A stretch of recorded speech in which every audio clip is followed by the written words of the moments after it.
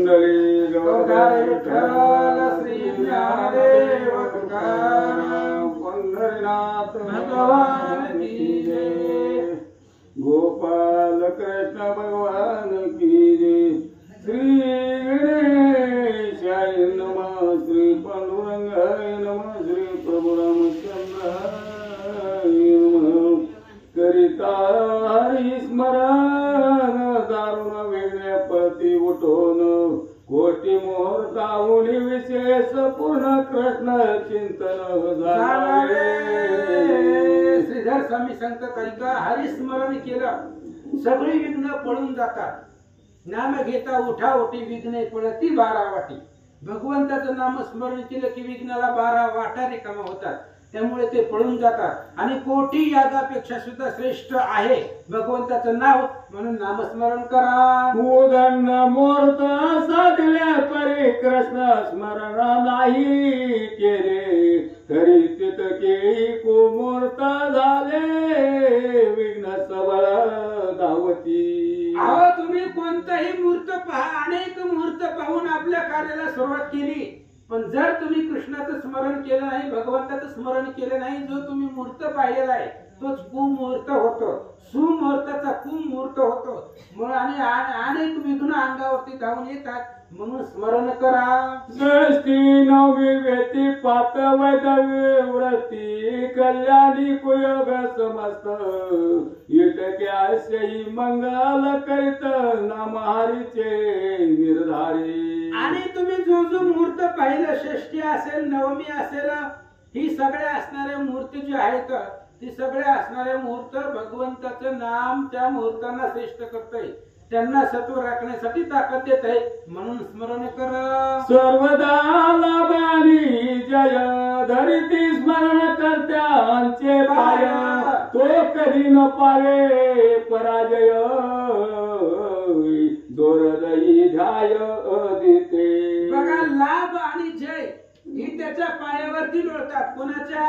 जो भगवंताचं स्मरण करतो, जो भगवंताचं स्मरण करतो त्याचा पराजय होतच नाही।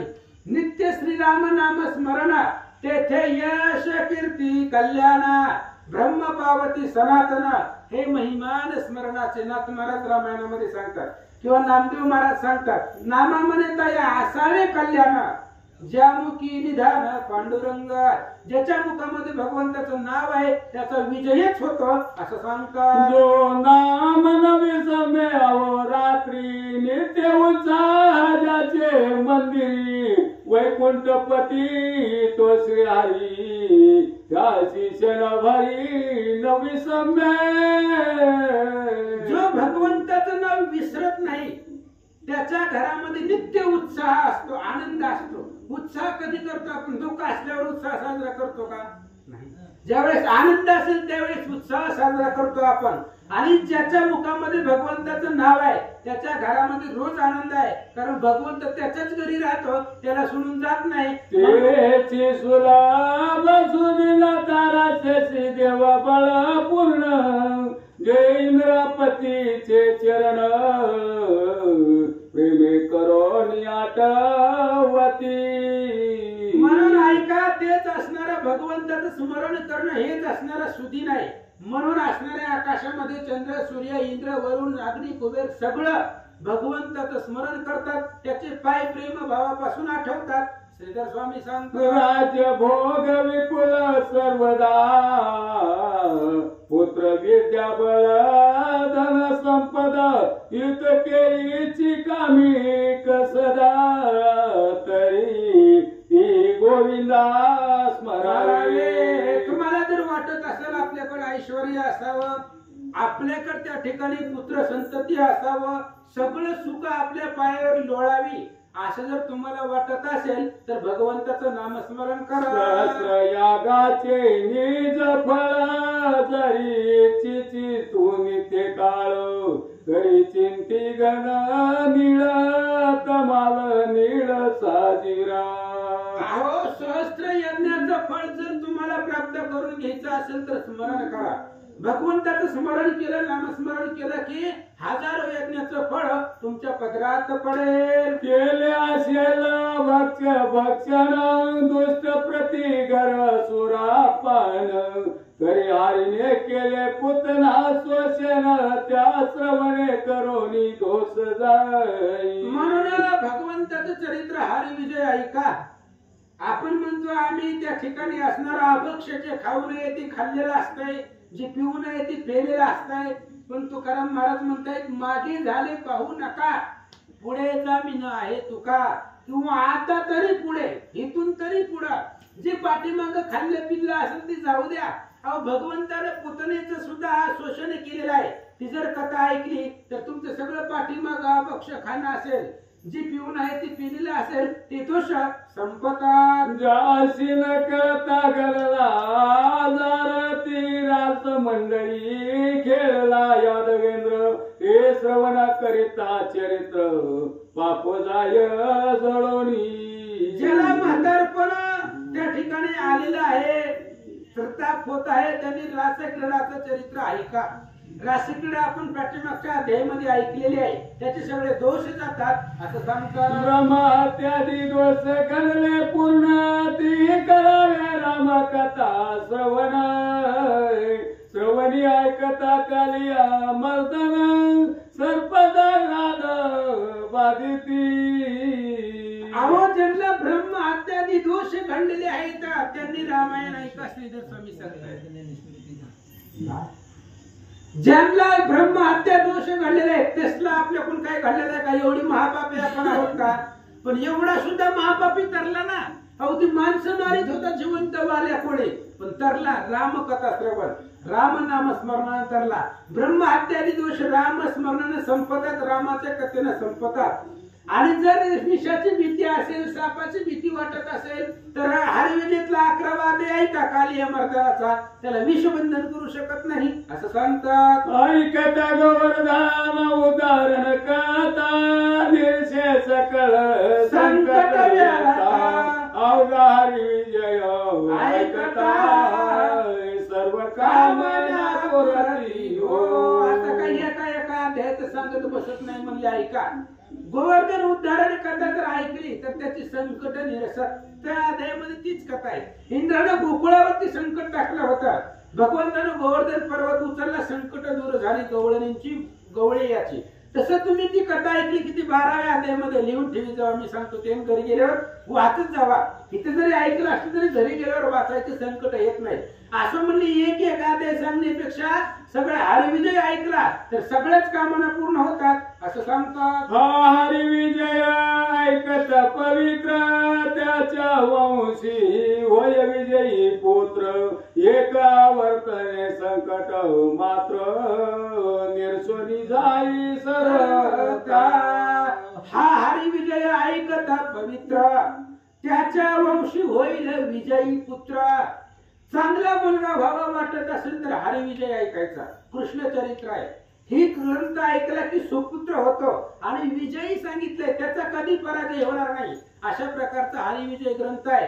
सगळ्या कामना त्याच्या पूर्ण होतात. असा वर भगवंताने दिला. ऐसा वर पंढरीनाथे दिला हरिविजय ग्रंथाते. असत्य कदा नाही येते प्रचित भावार्थे पाहावी. प्रचित भावार्थे पाहावी. मी सांगितलं जर तुम्हाला खोटं वाटत असेल तर करून बघा. करून बघायला काय अडचण आहे. या ग्रंथाला वरच दिलाय भगवंतानं. हरिविजय श्रवण केल्यानंतर ना त्याची संकट व्यथा सगळ्या दूर होतात. मी सांगतोय त्याच्यावर जर विश्वास नसेल तर तुम्ही एकदा हरिविजय वाचून बघा आणि भावार्थाने प्रचित तुमच्या लक्षामध्ये येईल असं सांगतात. 17व्या अध्यायी जाण पूर्ण झाले रासक्रीडा आता क्रूरा गमन सावधान करी सावे. पाठीमाग 17व्या अध्यायामध्ये कथा झाली आपण ऐकले. रासक्रीडा भगवंताने गवळणी बरोबर रचली गेली आणि ती कथा आपण पाठीमागच्या अध्यायामध्ये ऐकली. आता या अध्यायामध्ये अक्रूर मथुरेहून येणार आहे आणि कृष्णाला घेऊन जाणार आहे ती कथा लक्षपूर्वक ऐकून हरी प्रताप उदंड कंस चिंता क्रांत अखंड मने कृष्ण मारिले दैत्य प्रचंड देव समस्त भीती तया.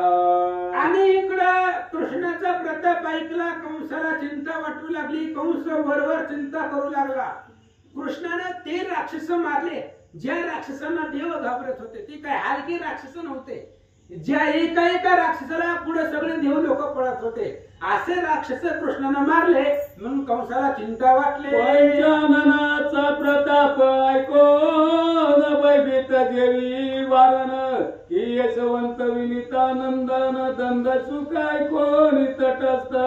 उदाहरण दिलं. सिंहाचा प्रताप ऐकल्यानंतर ना सगळे हत्ती घाबरतात किंवा गरुडाचा प्रताप ऐकल्याबरोबर साप घाबरतात. तसं कृष्णाच्या प्रतापानं कंस घाबरला. कैसा भय व्याप्त कंस गोड काही न वाटे जीवास नाटवे रात्र किंवा दिवस परपुरुष दृष्टी पुढे. आणि मग कंसाला काही आठवत नव्हतं. आता भीती वाटू लागली कृष्णाची. रात्र असो दिवस असो सकाळ असो संध्याकाळ असो काही असू द्या प्रत्येक वेळी कृष्णाचं चिंतन ध्यान कंसाच्या मनात चालू होता. देखीला नसता चक्र पाणी दुरोणी प्रताप ऐकता श्रवणी तैसीच मूर्ती जाणी मनी कसवणी बैसली. ऐका ज्या कंसाने कृष्णाला कधी पाहिलेच नाही बघितलं नाही अजून कंसानं कृष्णाला अजून बघितलेलं नाही तरी सुद्धा फक्त ऐकलाय प्रताप आणि तो प्रताप हृदयामध्ये ठसवला गेला. म्हणून भीती वाटू लागले. मिळवणी प्रधान चतुरा विचारी बैसला कंस रपवर म्हणे आम्हासी आटोपे नंद किशोर ऐसा प्रकार योजावा. मग कंसानं मीटिंग घेतली सभा बोलवली आणि त्या सभेमध्ये एक विचार मांडला की आता कृष्ण आपल्याला ऐकला पाहिजे. कृष्ण आपल्या हातून मारला गेला पाहिजे असा काहीतरी प्रकार नियोजन आपण करावं असं कंस बोलू लागला. प्रधान मनती धनुयाग आरंभाला सव्यग बलिरामानी श्रीरंग आदरे करो नियालावे. प्रधानांनी सांगितलं आता राक्षस पाठवणं बंद करा कारण ह्यानं काही होणार नाही. आपले राक्षस कमी होत चालले. आपण इथं यज्ञाचं कार्यक्रमाच्या निमित्तानं बळीराम दादाला आणि कृष्णाला या मथुरेमध्ये घेऊन येऊ आणि एकदा ते इथं आले की मग त्यांना कपट करून मारू असं लोक बोलू लागले. दादी गवळीया समवेत मान देवोनियाला वेयतो नम्र वचन बोलोनिया बहुत शेवटी घात करावा. म्हणून याला दुर्जनाची बुद्धी म्हणताय. दुर्बुद्धी ते म्हणा कदा नुपदे नारायणा आता मग ऐसे करे तुझे पाय चित्ती धरी. म्हणून दुर्बुद्धी कधी सुद्धा आठवून देऊ नको मनाला आणू नको असं म्हणले. असे दुर्जनाची बुद्धी असते. कंसानं प्लॅनिंग केलं. गोड गोड बोलायचं. नंदाला यशोदेला नंद आणि बळीराम दादा जी काही मोठी मोठी नामांकित गवळे असतील त्या सर्वांना गोड गोड बोलून मथुरेमध्ये आणायचा आणि शेवटी घात करायचा असा प्रधान बोलतात. देवा भीतीचे ग्रयान कागेला विला नम्रता धरून तैसे गवळी समवेत रामकृष्ण येते कोंडोनी वदावे. आणि घुबडाच्या घरी कपटानं कवळ्यानं अग्नी लावावा तसं आपण करायचं. राम आणि कृष्णाला नंदासहित इथं गोड गोड बोलून इथं आणायचं मथुरेमध्ये आणि इथं आणल्यानंतर पुन्हा त्यांना कपटानं मारावं असं कंसापुढे बोलू लागले. विषवली जो वाढो लागे तो खुलून टाकावी वेगे तरीच आपण सुख भोगे चिरकाळ अशीच नृपवरा. विष बोलले आहे. विषाचं झाड जोपर्यंत लहान आहे तोपर्यंत खुडून टाकावं लागतं. एकदा विषाचं झाड मोठं झालं की पुन्हा आवरत नाही. तसं कृष्ण अजून लहान आहे, 8-9 वर्षाचा कृष्ण आहे, तोपर्यंत त्याला मारावं. पुढे जर तू मोठा झाला तर ऐकणार नाही. अनर्थत्वर बहुत दूर आहे, मनोनी सुखे निद्रा करू नये. सत्वर करावा उपाय, तरीच कुशल पुरे. अनर्थ आपल्याला माहित आहे, अनर्थ येणार आहे, पण खूप दूर आहे म्हणून निवांत झोपायचं नाही. त्या अनर्थावरती काहीतरी मात करावी, ते घालवण्यासाठी प्रयत्न करावे, तरच आपलं कल्याण होईल असं सांगू लागले. नाही हारळ कोपळता सत्वर काढावा तत्वता, कंटक पदी वेदिता अधिकारी जे कोरोनी. डोळ्यामध्ये खडा बारीक गेल्यानंतर ना ती खडा जास्त डोळ्यामध्ये घुसेपर्यंत लवकर काढावा. पायामध्ये काटा घुसल्यावर लगेच काढावा, पुन्हा सलतो काटा, पायाला त्रास होतो तसं सांगतात. तैसे नाना उपाय करून रामकृष्णा येते आणून, विश्वासोनी घ्यावा प्राण तरी कार्य साधेल. तसं नाना उपाय करून रामकृष्णाला इथं आणू, त्यांच्या वरती विश्वास दाखवू आणि विश्वासानं त्यांचा प्राण घेऊ असं कंसाच्या सभेमध्ये प्रधान बोलतात. गावणी अंग पतन पाषाण पडिलो गण, ही कंटक चरणी लागून जैसे जिवार भेदिती. मस्तक करून खालते पारदिवदी जैसा मृगाते, ही सराटे जेवी माग जाते किंकाळोनी उभे करीती. की बचनाग मुखी घालिता, जिवेशी गोड लागे खाता. मग सवेची मृत्यू वेता प्राप्त करी तत्काळ. वरी आम्ही सलावणी क्षण मात्र गळ भेदी जैसे जिवार, कावचने टाकोनी वानर विश्वासोनी धरिती पै. बचनाग ही एक वनस्पती आहे, ते खायला गोड लागते, पण ती जर खाली तर तात्काळ मृत्यू आहे. त्या माशाला पकडायचं म्हटल्यानंतर ना त्याला कणकीचं आमिष दाखवावं लागतं गळ लावून, आणि त्या आमिषानं मासा गळाला अडकला की लगेचच त्या माशाला मरण आहे असं सांगतात. का बरी बरी बोले गोड मैना पर्या पुले कार्यासी सावध, तैसे रामाने गोविंद विश्वासोनी वदावे. एखादा सोबतीला मैंद असतो, तो सावध असतो, आपल्या बरोबर गोड गोड बोलतो, पण तेव्हा त्याच्या कार्यामध्ये सावध असतो. कधी किस्सा कापील ती कळत नाही, गोड बोलत असतो, पण मैंद त्याच्या कार्यामध्ये प्रवीण असतात. तसं आपण गोड गोड बोलायचं आणि रामकृष्णाला इथं आणायचं असं सभेमध्ये बोलतात. प्रधानाच्या युक्ती कंसाशी हर्षण समायचिती, म्हणे तुमचे बुद्धी पुढे बृहस्पती होना मज वाटतो. 4-5 लोकांचं बोलणं ऐकलं सभेमधल्या आणि कंसाला आनंद वाटला. म्हणले काय एवढं ज्ञान तुमच्याकडे आहे? अहो देवांचा गुरु बृहस्पती सुद्धा फिका पडेल, एवढं ज्ञान होतं ना आजपर्यंत लपवून कसं काय ठेवलं? मागच सांगितलं असतं तर एवढी आपली राक्षस तरी वाचले असते. एवढं ज्ञान तुमच्याकडे आहे, मला बृहस्पती सुद्धा होणा वाटतो. कंस बोलू लागला. तरी आता पाठवावा कोण नम्र बोल का विचक्षण, नाना युक्ती करून रामकृष्णानी. मग कंसानं त्यांनाच विचारलं, आता आहे तुमच्याकडे एवढी बुद्धी तर मग सांगा कुणाला पाठवायचं? म्हणजे कोण जाऊन कृष्णाला आणेल असा पाठवायचा आहे की जो नम्र बोलेल आणि त्याच्या बोलण्याला कृष्ण आणि बळीराम दादा अडकले पाहिजे, त्याच्या बोलण्याच्या मोहामध्ये पडून ते इथं आलं पाहिजे. तर असा बोलका चतुर हुशार कोण आहे सांगा? प्रधान म्हणती पाठवावा क्रूर स्थिर बुद्धी परम चतुर, त्याच्या बोले ते क्षण मात्र न लागता येते पै. प्रधानाने सांगितलं अक्रूर आपल्याकडे आहे आणि तो अक्रूर अतिशय बुद्धिवान आहे, चतुर आहे, ज्ञानी आहे, हुशार आहे. त्या अक्रूराला पाठवा. अक्रूराच्या बोलण्यावर क्षणामध्ये कृष्ण आणि बळीराम इथं येतील असं प्रधान. माग बोला ओदी अक्रूर कौसे दिजली वस्त्रे अलंकार, म्हणे तुम्ही जावो नि सत्वर रामकृष्णानी येते. अक्रूरला कंसानं बोलवलं, पाचारण केलं, त्याला वस्त्र अलंकार दिले, त्याच्या सभेमध्ये मान सन्मान केला आणि त्या अक्रूराला सांगितलं आता तू गोकुळामध्ये जा, रामकृष्णाला घेऊन ये. आताच पाठवलं असतं पण आता वाजले 9:30. रात्रीचं कशाला जातो, अंधाराचं इथंच बस. सकाळ उद्याच्याला 8 वाजता बरोबर तू जा म्हणले गोकुळामध्ये कृष्णाला आणायला, असं कंस बोलू लागला.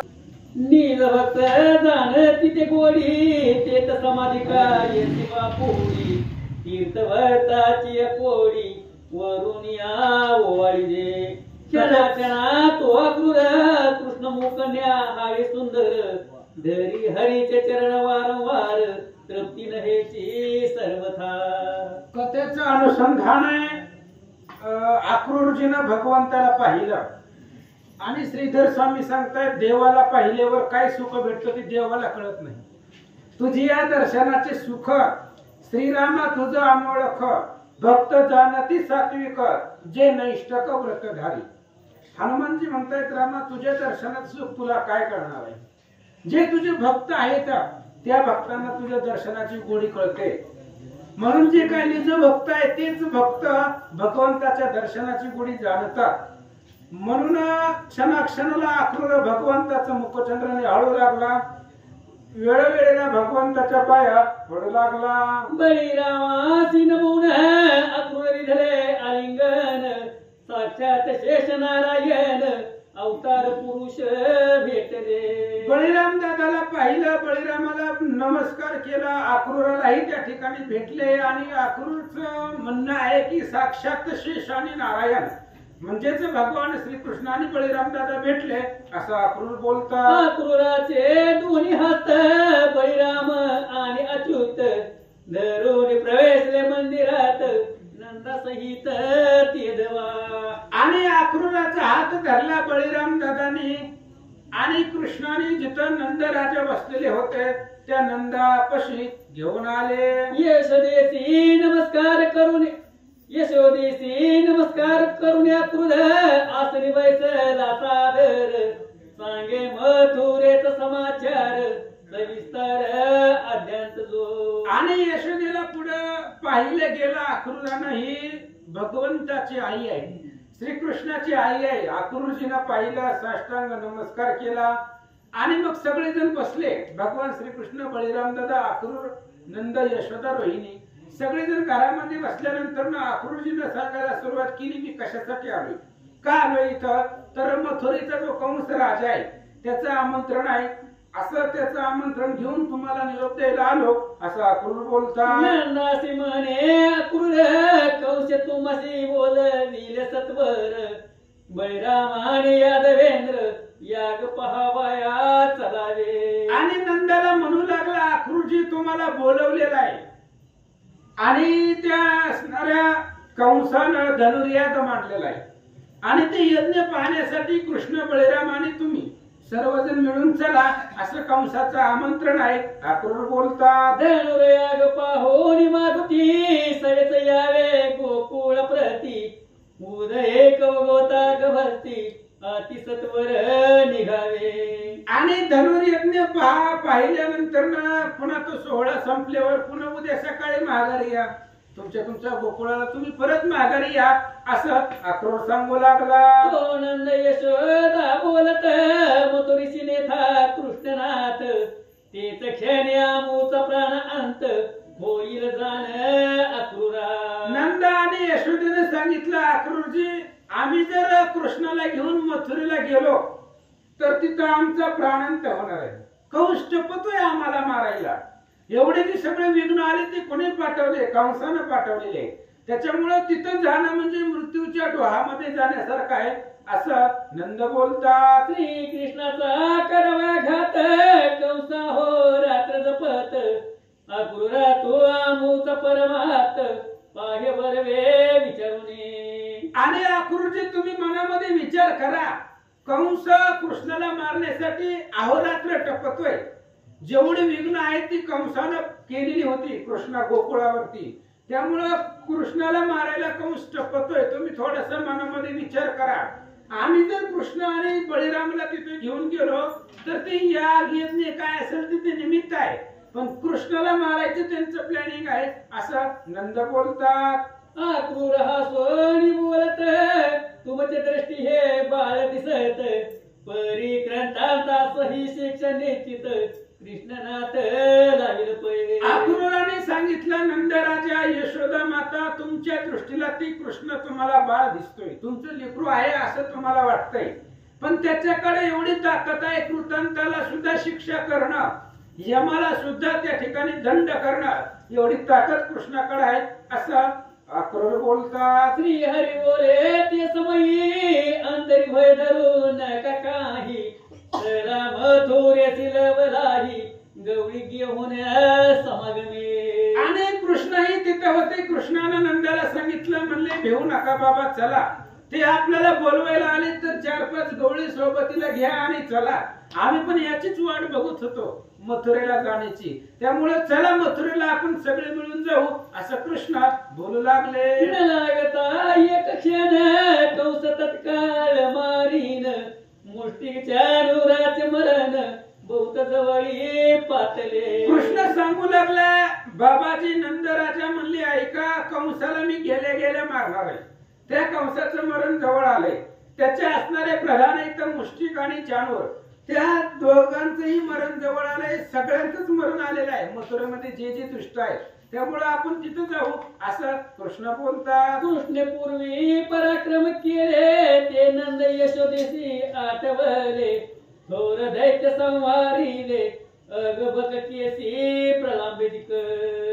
कृष्णानं सांगितल्यानंतर ना नंदराजाच्या लक्षामध्ये आलं, त्यांनी आठवलं ह्या कृष्णाने किती पराक्रम पाठीमागे केलेले आहेत. पुतनेपासून सुरुवात आहे, अगदी लहानपणापासून जन्मल्यापासून आतापर्यंत 8 वर्षाचा श्रीकृष्ण आहे आणि एवढ्या वर्षामध्ये किती त्या ठिकाणी पराक्रम केलेले आहेत असं मनामध्ये आठवू लागले. गोवर्धन पर्वत उचलीला काल्या मर्दुनी अग्निप्राचीला अखंड शरण आला तेही देखीला सकळी. मग आठवू लागली नंद आणि यशोदा ज्या वेळेस गोकुळावरती दगडांचा पाऊस पडला होता त्यावेळेस भगवान श्रीकृष्णाने गोवर्धन पर्वत उचललेला आहे. हे कुणालाही जमत का? सर्वसामान्याला जमत नाही. पुन्हा इंद्रादिक देव शरण आलेले होते, सगळे देवासमवेत इंद्र शरण आलेला होता, सगळ्यांनी पाहिलंय असं सांगतात. सर्वदास निर्भय याची काही काळाचे नाही भय बुद्धीचा प्रवर्तक यादवराये गोष्टी ती मानली समजतात. आणि कृष्ण जे बोलले होते ते सगळ्यांना पटलं, कारण हा सगळ्यांचा असणारा काळ आहे, दुष्टांचा काळ आहे आणि कृष्ण हा सर्वदा निर्भय आहे, कृष्णाला कशाची भीती नाहीये. कळी काळात सुद्धा भय मनामध्ये न धरणारा असा असणारा कृष्ण आहे, बुद्धीचा चालक आहे, त्यामुळे सगळ्यांना कृष्णाचं म्हणणं पटलं. क्रूरमाने प्रांतकाळी निघावे नंदादी सर्व गवळी गोकुळात मात प्रकटली किवन माळी जातो उद्या. आणि मग अक्रूराने सांगितलं आता एवढी रात्र थांबू, उद्या सकाळ सकाळ आपण जाऊ, गवळी घेऊ 4-5 सोबतीला, नंदराजा आहे, कृष्ण बळीराम दादाला घेऊन जाऊ. अक्रूराने सांगितलं आणि ही बातमी सगळ्या गोकुळामध्ये पसरली. उद्या सकाळी श्रीकृष्ण आणि बळीराम मथुरेला जाणार ही बातमी सगळ्या गोकुळामध्ये पसरले. तो उगवला वासरमणी स्नान संध्याची भोजन सारुणी रामानी चक्रपाणी सिद्ध झाले तेनवा. आणि दुसऱ्या दिवशीचा सूर्य उगवल्या बरोबर लगेच सकाळच्या असणाऱ्या सगळ्या क्रिया उरकल्या. अक्रूरजीने रथ आणला आणि सकाळी सकाळी त्या रथावरती रामकृष्ण बसले. दिवे रथा पुरे सजिला गवळीयाचा मेळा निघाला गोरस कावडी ते वेळा भरून घेतल्या कंस बेटी. आणि अक्रूराने दिव्य अशा प्रकारचा रथ सजवलेला आहे. गोरसाच्या अनेक प्रकारच्या कावड्या त्या ठिकाणी कंसाच्या भेटीसाठी जायचंय. कंस राजा आहे, कसला जरी असलं तरी राजा आहे आणि राजाच्या भेटीला आणि गुरुच्या भेटीला जाताना रिकाम्या हाताने जायचं नाही. राजा देवगुरु या तिघांना भेटायला जाताना काहीतरी घेऊन जावं लागतं, त्यामुळं गोरसाच्या कावड्या घेऊन नंदराजा निघाले. यशोदानी रोहिणी ते नमस्कार रामे रमानाते हात जोडून म्हणती माते जाऊन येतो पुढती पै. राम आणि कृष्णाने यशोदा आणि रोहिणीला हात जोडले, नमस्कार केले, सांगितलं आई साहेब आम्ही निघालोय मथुरेला आणि जाऊन काही कालावधीनंतर पुन्हा तुमच्या भेटीला येतो असं कृष्ण बळीराम बोलतात. यशोदा म्हणे जग जेठी आता कैसी तुझी भेटी, स्नेहाचे वाळे उडती पोटी, तनी पाना फुटला. यशोदा दुःख करू लागली. यशोदा आई आहे आणि आईचं काळी जायचे. तिला माहिती होतं आपलं बाळ आहे आणि मरणाच्या संकटामध्ये निघालं. त्यावेळेस बोलायला सुरुवात केली, कृष्णा आता तू गेल्यावर पुन्हा माघारी कधी भेटशील नाही भेटशील, येणार आहे का नाही काही सांगता येत नाही असं यशोदा बोलते. तू रातोसी मनमोहना, मी आता न ठेवी आपुल्या प्राणा, माझ्या विसावी या जीवनैना, मनरंजना श्रीहरे. अरे कृष्णा तू आता इथून निघून गेल्याबरोबर तुझ्या बरोबर माझा प्राण जाणार आहे. तू जर गेला तर मी जगणार नाही. कुणासाठी जगायचं? एकुलते एक लेकरू आहे, तेही लाडाचं आहे आणि ती जर सोडून निघालं तर मग जगण्यामध्ये अर्थ काय आहे? यशोदा बोलते, माझे सावळे काना आई, जगनमोहने कृष्णबाई, तुझे गुणाटू किती काही, मी ती नाही तयाते. कृष्णा माझा असणारा सावळ आहे, तू बाळ आहे आणि जन्मल्यापासून आतापर्यंत तू किती पराक्रम केलेले, तुझे गुण किती आहेत, ते गुण किती वर्णन करावं, किती आठवावं असं यशोदा बोलते. विश्वरूप दाविले मदनी, गोहन उचलिला चक्रपाणी, द्वादश गावे महाअग्नी, तू वागिळून रक्षिले. काय काय सांगावं कृष्णा, किती किती पराक्रम केलेला आहे. वेळोवेळी मी तुला असणाऱ्या तुला दंड करत होते त्यावेळेस मुखामध्ये मला विश्वरूप दर्शन दाखवलं. गोकुळावरती संकट आला, गोवर्धन पर्वत उचलला, कालियाच्या मुखामधून विष निघाले, त्याच्यामधून अग्नी लागला, तो अग्नी तू सगळा गिळला आणि गोकुळाचं रक्षण केलं. यशोदा बोलते, नंदजी बुडाले यमुना जळी, तू घेऊन आलासी वनमाळी, सर्पे गेले शक्ती स्थळी, येथे रक्षिले पाडसा. काय सांगायचं कृष्णा, नंद शक्तीच्या पूजेला आपण गेलो होतो, जगदंबेच्या पूजेला शक्तिवनामध्ये. तिथं एक आजगरानं नंदराजाला गिळलेलं होतं आणि त्या आजगराला उभा चिरलं, नंदराजाला सोडवलं. पुन्हा अजून त्या ठिकाणी असणारा माझ्या त्या पतिदेवाची सोडवणूक केली. काय काय तुझं वर्णन करावं? यशोदा बोलते, तूच माझा श्रीरंग, ब्रह्मांड नायका, मी तुझी जननी, म्हणता लाज वाटते मनी, माता पिता बंधू भगिनी, तूच माझे श्रीरंगा. आणि कृष्णा ब्रह्मांड नायक आहे तू आणि तुझी आई म्हणून घेण्यासाठी मला लाज वाटते. अरे माझे आई वडील बहीण भाऊ काय सर्वस्व आहे ते तूच आहे असं यशोदा बोलते. ऐसे बोलून यशोदा हृदय धरले परमानंदा, म्हणे मनमोहना गोविंदा, परतून येई लवकरी. आणि पुन्हा पुन्हा यशोदा कृष्णाकडे पाहून रडू लागलेले आहेत. धावत गेले, कृष्णाला हृदयाला लावलं आणि सांगितलं, कृष्णा चाललाय पण लवकरात लवकर, जेवढ्या लवकर होईल तेवढ्या लवकर माघारी या. मातेची चरणावरी मस्तक ठेवीत मुरारी, माता म्हणे पूतनारी, उपेक्षा केली माझी तू. आणि मग लगेच आईच्या चरणावरती कृष्णाने डोकं ठेवलं, दर्शन घेतलं आईचं आणि आईची आज्ञा घेऊन निघाला. त्यावेळेस यशोदा सांगू लागलेली, कृष्णा माझी उपेक्षा करून चालला, मी जाऊ नको म्हणते तरी सुद्धा माझं ऐकत नाहीये, दूर पंथाला चाललेला आहे असं यशोदा बोलते. तो गोपिकार्या धावत, दोघी करी हृदय पिटीत, एक पडती मूर्छांगत, थोर प्राणांत ओढावला. तेवढ्या वेळामध्ये गवळणी धावत आल्या गोपिका आणि त्या असणाऱ्या गवळणी दोन्ही हाताने आपली छाती बनवून घेऊ लागल्या. ज्या रथावरती कृष्ण बसलेला आहे त्या रथाच्या पुढे गडबड लुळू लागल्या. कृष्ण निघाला म्हणजे आपला प्राण चाललाय असं गवळणी बोलतात. धरणीवरी एक लोळती, एक दीर्घ स्वरे हाका देती, एक कपाळ आपटीती, प्राणांत गती ओढवली. आणि गवळणींसाठी प्राणांत आहे, तो गवळणीचा प्राण चाललेला आहे. त्याच्यामुळे रथाच्या पुढे, अक्रूराच्या रथाच्या पुढे गडबडा लुळू लागल्या. दोन्ही हाताने आपली छाती पडवून घेऊ लागले, अफाट दुःख करू लागले. तिथं आरती नाही काय तुमच्याकडे? हिजली की मगाच काही म्हणजे काय काय आता कसं आहे? तिथल्या आरतीला लक्ष ठेवून काय तिथं नाही का आरती लावायला तिथले लावलेलीच देव. तिथं लावायची ती आरती ताटात ठेवायची तेवढी.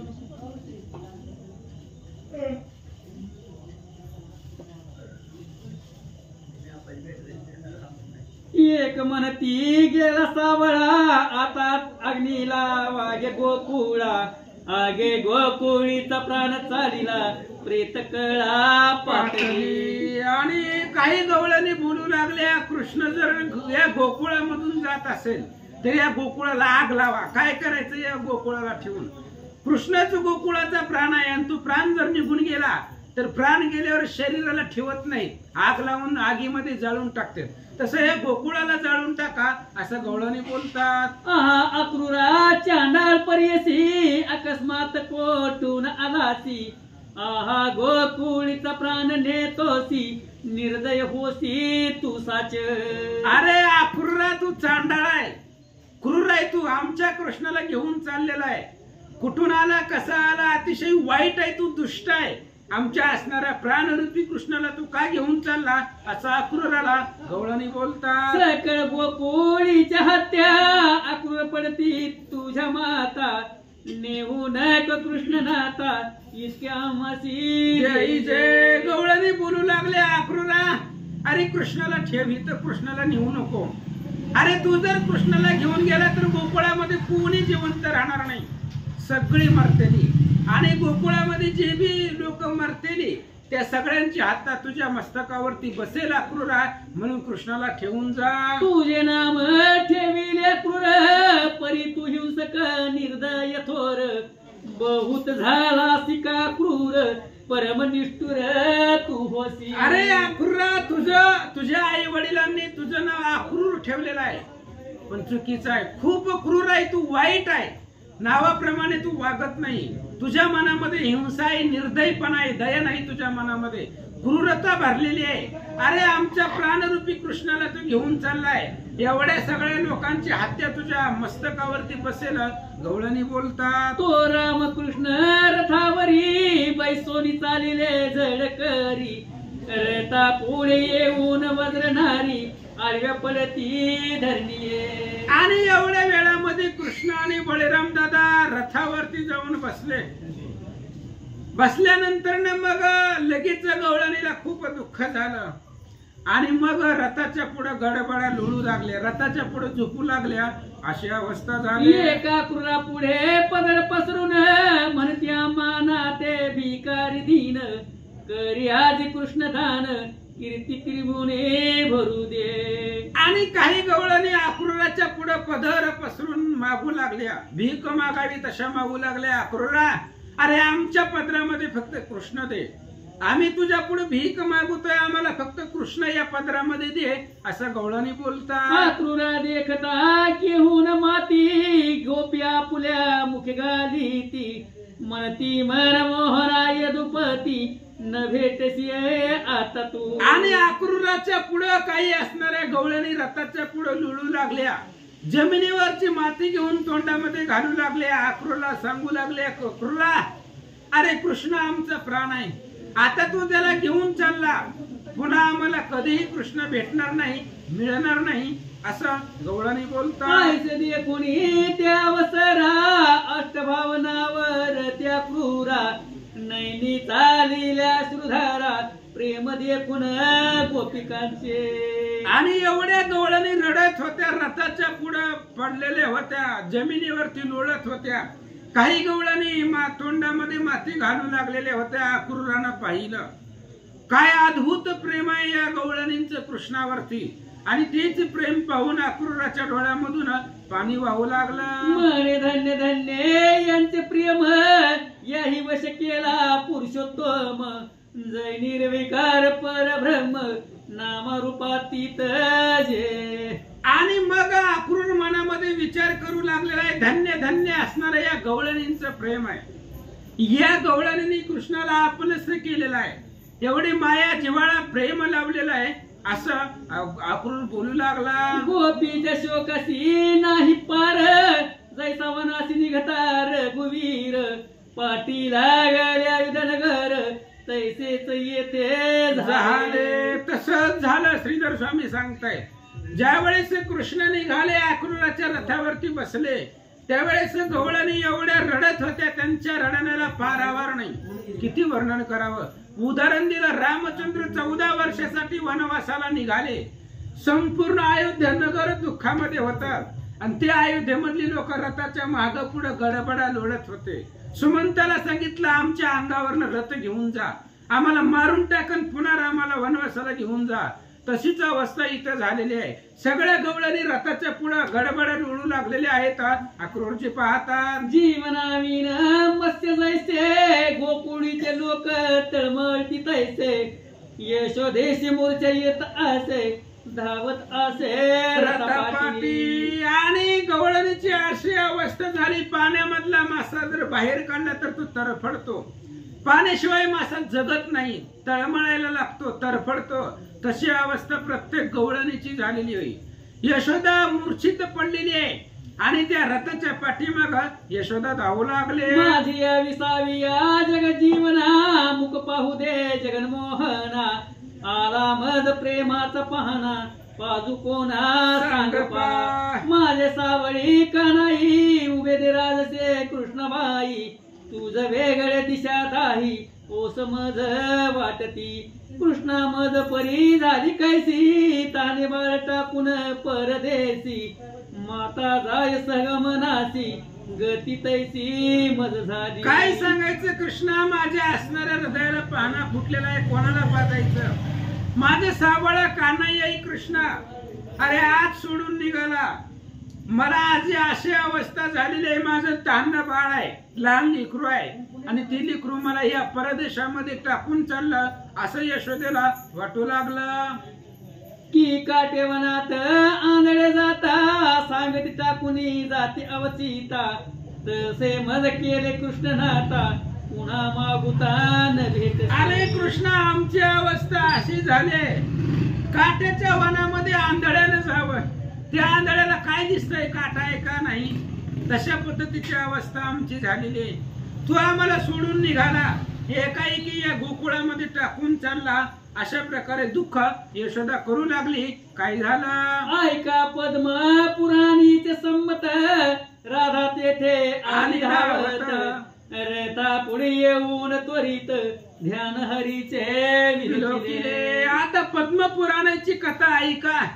ज्या वेळेस एवढा शोक गोकुळामध्ये निर्माण झाला, कृष्ण निघाला, त्यावेळेस राधा रथाच्या पुढे धावत आली आणि रथाच्या पुढे राधा ती येऊन थांबली आणि कृष्णाचा मुखचंद्र पाहू लागले. हरी स्वरूपी लावून नेत्र, हृदय साठविला यादवेंद्र, कृष्ण चरण ठेविल शिर, झाले तोर नवल पै. आणि राधा रथाच्या पुढे आली, कृष्णाचं पाय पाहिले राधेनं. पहिलं स्वरूप विलोकून घेतला, स्वरूप सगळं ध्यान, मूर्ती ध्यानामध्ये आणली. कृष्णाचं पाय पाहिले, त्या पायावरती राधेनं आपलं डोकं ठेवलं आणि डोकं ठेवलं बरोबर काय नवल झालं ऐका. जैसे उदकी मिळेल वन, तैसी राधा गेली अदृश्य होऊन, हरी रूपी झाली लीन, दुसरे पण हरपले. आणि राधेनं कृष्णाच्या चरणावरती डोकं ठेवलं आणि राधा अदृश्य झाली, कृष्णामध्ये मिसळून गेली. आता राधेचंही काम संपलं. कृष्णच नाही तर राधा राहून काय करणार, कृष्णच गोकुळामध्ये नाही तर राधा कुणासाठी राहणार. त्यामुळे राधेनेही त्या ठिकाणी अदृश्य झाली, राधा तिथून निघून गेली, गुप्त होऊन गेली आणि कृष्णाच्या हृदयामध्ये सामावली.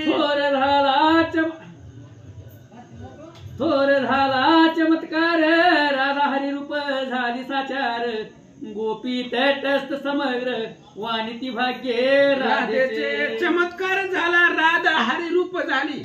शरीर तिथेच पडलेलं असतंय, शरीराला कोणी खात नाही, शरीर संपत, पण जो काय राधेचा जो काय असणारा चैतन्य आहे ते कृष्णामध्ये सामावलं गेलं. सगळ्या गवळणी पाहू लागल्या, राधा कृष्णामध्ये मिसळून गेली. पाण्यामध्ये मीठ टाकावं पुन्हा बाहेर काढता येत नाही, तशी अवस्था होती.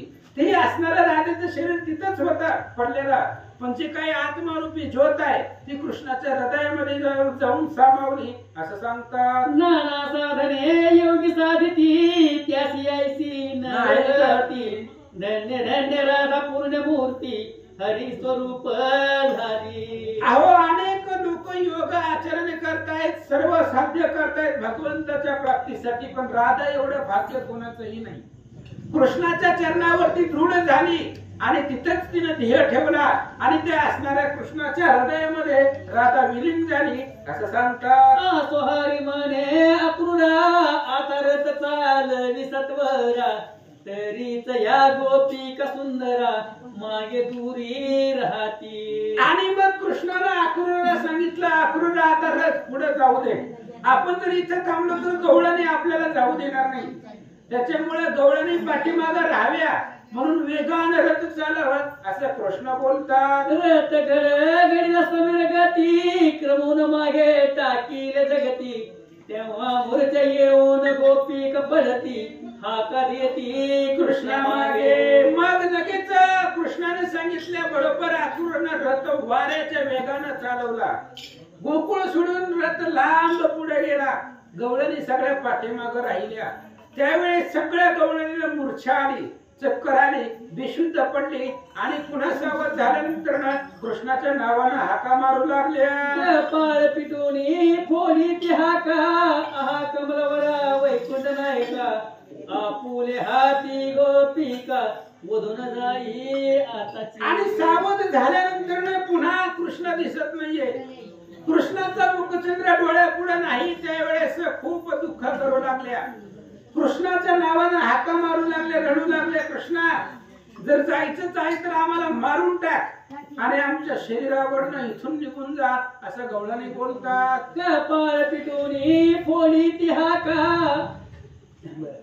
आता केव्हा देखो पुढती एक हात केस तोडी ती रथ क्रमे तदा तक्षिती दृष्टी पाहती सुंदर. आणि कृष्णाची मूर्ती आता केव्हा आपण पाहणार आहे,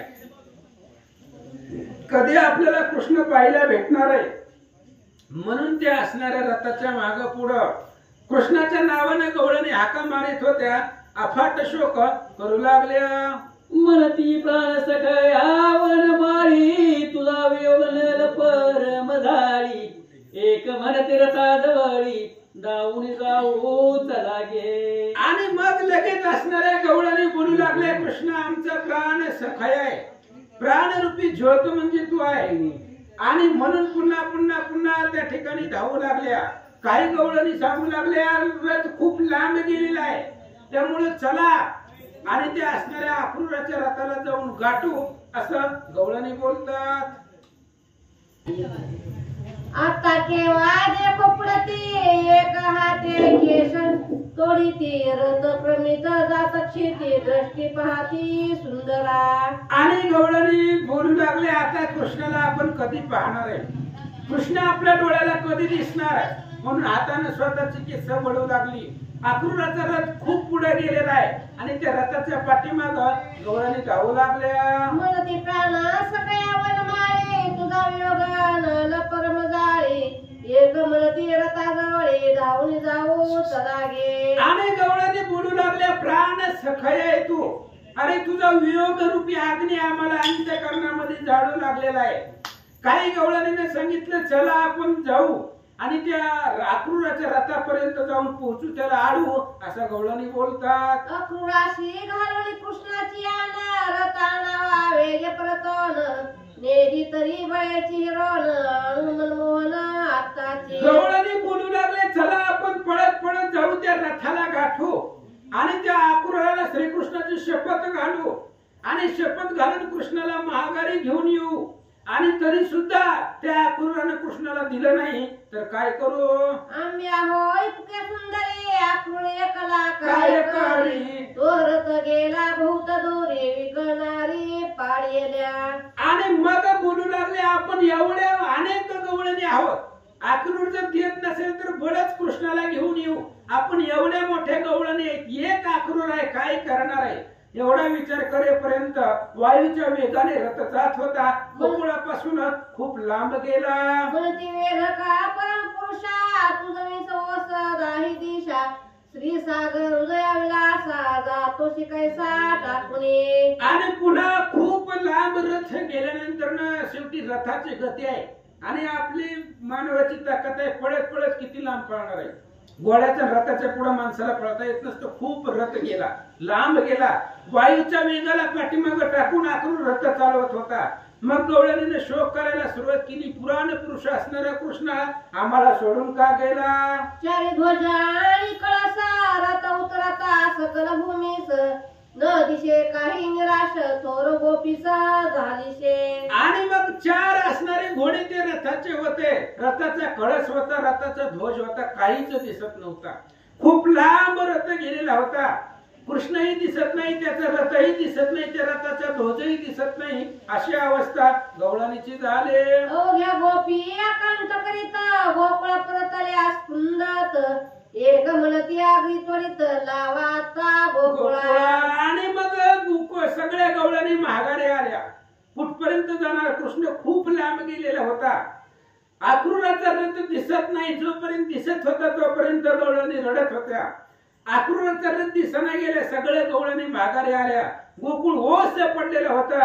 आता या गोकुळाला काडी लावून जाळून टाका असं गवळणी बोलतात. ऐशा शोक करीत सुंदरी प्रवेशाला यशोदेच्या मंदिरी तो यशोदा म्हणे तो अवसरी माझा श्रीहरी दावागे. आणि अशा प्रकारच्या गवळणी रडत रडत रडत यशोदेच्या घरी आल्या. गवळणीला पाहिल्याबरोबर यशोदेने विचारलं, माझ्या कृष्णाला पाहिलं का. माझ्या कृष्णाला घेऊन या, माझा कृष्ण मला दाखवा. यशोदा बोलते, यशोदा मंदिरात हिंडे रडता म्हणे त्यात माझा केव्हा गे कृष्णनाथ तो वैकुंठनाथ समत टाकून यथार्थ मज गेला. आणि मग यशोदा मंदिरामध्ये त्या ठिकाणी घरामध्ये रडत रडत हिंडू लागली. जी कृष्णाचं चरित्र आहे ती आठवू लागली. गवळणींना विचारू लागली, माझा कृष्ण कुठे मला दाखवा. आज कृष्ण मला सोडून खूप लांब गेला असं यशोदा बोलते. सकळ गोपी यशोद्याच्या कंठी घाली तेव्हा दृढ मिठी शोक केला न पाय दृष्टीवर नव्याची कोणते. आणि सगळ्या गवळणी यशोदेच्या गळ्यामध्ये मिठी मारली आणि यशोदेच्या कंठामध्ये मिठी मारून सगळ्या गवळणी रडू लागल्या यशोदेच्या पुढं. आणि त्या ज्या रडत होत्या, जे शोक करत होत्या, त्या शोकाचं वर्णन मला करता येत नाही असं श्रीधर स्वामी सांगतात. शुकवर्णिते कथा सद्गत कंठ झाला तत्वाता शुकाशी झाली जे अवस्था तो वर्णिता मजले. शुक महाराजांनी ही कथा वर्णन करत असताना शुकाचा कंठ भरून आलेला होता. आणि कथा सांगत सांगत शुक महाराज रडू लागले. शुकाने सुद्धा जो शोक केला तो सुद्धा मला वर्णन करता येत नाही असं सांगतात. आणि सद्गत झाला परिस्थिती ढळढळणे अश्रू वाहते म्हणे श्रीकृष्ण वेदक मोते त्याचीच कीर्ती सांगते. आणि ऐकणारा कोण होता. श्रोता परीक्षिती होता. परीक्षितीच्या डोळ्यामधून घळाघळा पाणी वाहू लागलं. परीक्षिती सुद्धा रडू लागला. पण रडू आवरलं. पुढची कथा ऐकायची होती परीक्षितीला. परीक्षितीने सांगितलं, महाराज पुढे काय झालं सांगा. कृष्ण सोडून गेला गोकुळातल्या लोकांना. गोकुळातल्या गवळणींनी खूप दुःख केलं. पुढे कृष्णाचं काय झालं सांगा. असो यशोदा सांगे गोष्टी सख्याने पर लागते ते पाठी आता माझा जग जेथे पुन्हा दृष्टी पडेना. आणि यशोदा सांगू लागली गवळणींना काय सांगायचं. कृष्ण ज्या वेळेस घरामध्ये फड्या करत होता त्यावेळेस मी हातामध्ये काठी घेऊन कृष्णाच्या मागे लागत होते. आता कुणाच्या मागे लागायचं. कुणाला त्या ठिकाणी हातामध्ये काठी घेऊन दंड करायचा. यशोदा बोलते, कृष्णजी बाळलेने टाकले गोपी पुढे आणवणे हरीची खेळावयाची खेळाने हृदय धरुणी मायरडे. आणि कृष्णाला खेळण्यासाठी जी खेळणी आणलेली होती नंदराजानं यशोदेनं ती सगळी गवळणीच्या पुढे यशोदेने टाकली. आणि ती असणारी कृष्णाची खेळणी पाहिली आणि सगळ्या गवळणी रडू लागल्या. वागणके पदमाळा पदकमाळा पाहून शोक करीती वेल्लाळा पाद गळ्याच्या वनमाळा सदनी ठेविल्या ठाई ठाई. आणि कृष्णाच्या हातामध्ये वाघनखे होते. पायामध्ये असणारे त्या ठिकाणी पैंजण होते. पायामध्ये सुद्धा माळा होत्या. गळ्यामध्ये अपाद माळा होत्या कधी न सुकणाऱ्या. आणि ती असणाऱ्या माळा कृष्णाने घरामध्ये जागोजागी ठेवलेल्या होत्या. ती यशोदेनं बाहेर काढल्या, गवळणी पुढे आणल्या, रडू लागल्या. हरीची घोंगडी चांगली जशी अप्रती मोती वाविले चिवणीची हरीची मुरळी ऐकता हरली चित्तवृत्ती. कृष्णाची घोंगडी होती. जे घोंगडी घेऊन कृष्ण वनामध्ये जात होता. काकामध्ये घोंगडी असायची, खांद्यावरती असायची आणि मुरली होती पवार. तो असणारा छोटीशी मुरली कृष्ण जो मुरली वाजवत होता आणि त्या मुरलीच्या आवाजाने सगळ्यांचं चित्त वेधून जात होत. अशी मुरली यशोदेनं पुढे आणून ठेवली. हरिचाची मना पितांबर शिदोऱ्याचे जाळे सुंदर श्रीचे पिच्छे परिकर करीचा वेत्र रत्न जळित. आणि कृष्णाचा पितांबर जो असणारा छोटासा पितांबर होता तो पुढे आणून ठेवला. शिदोरी कृष्ण भगवान परमात्मा वनामध्ये जाताना शिदोरी ज्या कपड्यामध्ये नेत होता जाळ्यामध्ये ते पुढे आणून ठेवलेलं होतं. डोक्यावरती मोर पिसा होता, तो मोर पिसा आणून ठेवला. हातामध्ये छोटीशी काठी होती, गायीच्या मागे धावत असताना ती काठी यशोदेला पुढे आणून ठेवली. उन्मळाचे ठेविले जे भार त्या सुवासे दाटले मंदिर माया मने पूर्ण कर्म घोर आढाले बळेची. आणि कृष्णाचे जे काही असणारे वस्तू होत्या त्या आणून ठेवल्या गवळणीच्या पुढं. आणि त्या वस्तूला एवढा सुगंध सुटलेला होता, अख्ख्या घरामध्ये त्या असणाऱ्या वस्तूंचा वास येत होता. यशोदेने विचार केला आमचंच पूर्वकर्म काहीतरी आड आलेला आहे म्हणून आज माझं लेकरू मला सोडून गेलं असं यशोदा बोलते. पुतना शोधून या गबग मारिला खाल्या मर्दुनिया अग्री प्राशीला गोधन कागरी धारीला शक्रयाला शरज. काय काय ते कृष्णाचं गुण आठवायचं. पुतनेला शोषून मारलं, गोवर्धन उचलला, आगासूर बकासूर केशी अश्व प्रलंब एवढ्या सगळ्या राक्षसांना मारलं गेलं. इंद्रादिक देव ज्याला शरण आलेले होते तो आज कृष्ण मला सोडून गेला. गर्गन रदादी मुलग्याला मदक्षिणाक्षणी सांगती घेऊन हे क्षीरसागराचे निधन तुझे पोटी अवतरले. काय सांगायचं, कृष्णाचं भविष्य सांगायला गर्ग महाराज आले होते. गर्ग आणि नारद मला वेळोवेळी येऊन सांगत होते यशोदे तुझ्या पोटाला जो कृष्ण आहे तो समुद्राचा जावई आहे, वैकुंठामध्ये राहणारा तो भगवान आहे आणि तो तुझ्या पोटाला अवतरित झालेला आहे. मला वेळोवेळी महाराज लोक येऊन सांगत होते. ऐसे सांगते क्षणक्षणा परिसत्यन वाटे माझ्या मना दशा अवतरीच्या दिव्या रचना क्रीडत जाविला हरिणे. आणि वेळोवेळी मला येऊन सांगत होते कृष्ण परब्रह्म मूर्ती आहे, तो समुद्रामध्ये राहणारा आहे, शेषावरती शयन करणारा तो कृष्ण परब्रह्म आहे. मला वेळोवेळी नारद महाराज गर्ग महाराज येऊन सांगत होते, पण मला ते खरं वाटलं नाही. माझ्या मनाला ते मला योग्य वाटलं नव्हतं. आणि कृष्ण ज्या वेळेस खेळत होता त्यावेळेस 10 अवताराच्या कथा कृष्णाने आम्हाला दाखवल्या असं सांगतात. पूर्ण ब्रह्म सावळे मी पायवळे घेऊन नाही निले आपल्या पदरी अंग पुसले वैकुंठपतीचे नेनता. पूर्ण ब्रह्म कृष्ण होता, आम्ही ओळखलं नाही कृष्णाला. कृष्ण आमच्या घरी होता, आमच्या सोबत होता, पण तेव्हा आम्हाला कृष्ण कळला नाही. आज आम्हाला सोडून खूप लांब गेलाय, पुन्हा त्या कृष्णाचं दर्शन कधी नाहीये. आज त्याचा दुरावा वाटू लागलेला आहे. म्हणून सगळ्या गवळणी रडत होत्या, डोळा आपल्या पत्रानं. कृष्ण ज्या वेळेस रडू लागला होता याच पत्रानं याच साडीनं कृष्णाचं डोळं पुसत होते असं यशोदा बोलते. पूर्ण अवतार कृष्ण नाथा उकळी बांधिला न कळता जळवणी जाऊ दगे माझे हात झाले भ्रांत मायेचे. मी बधीर झाले, भ्रांत झाले, माझं काही लक्षामध्ये येत नव्हतं. कृष्ण पूर्ण अवतार आहे, त्या कृष्णाला माझ्या ह्या हाताने मी उखळ्याला बांधलं. हात बांधताना माझा हात जळून जायला पाहिजे होतं, ह्याच हाताने मी कृष्णाला बांधलेलं होतं असं यशोदा आठवू लागले.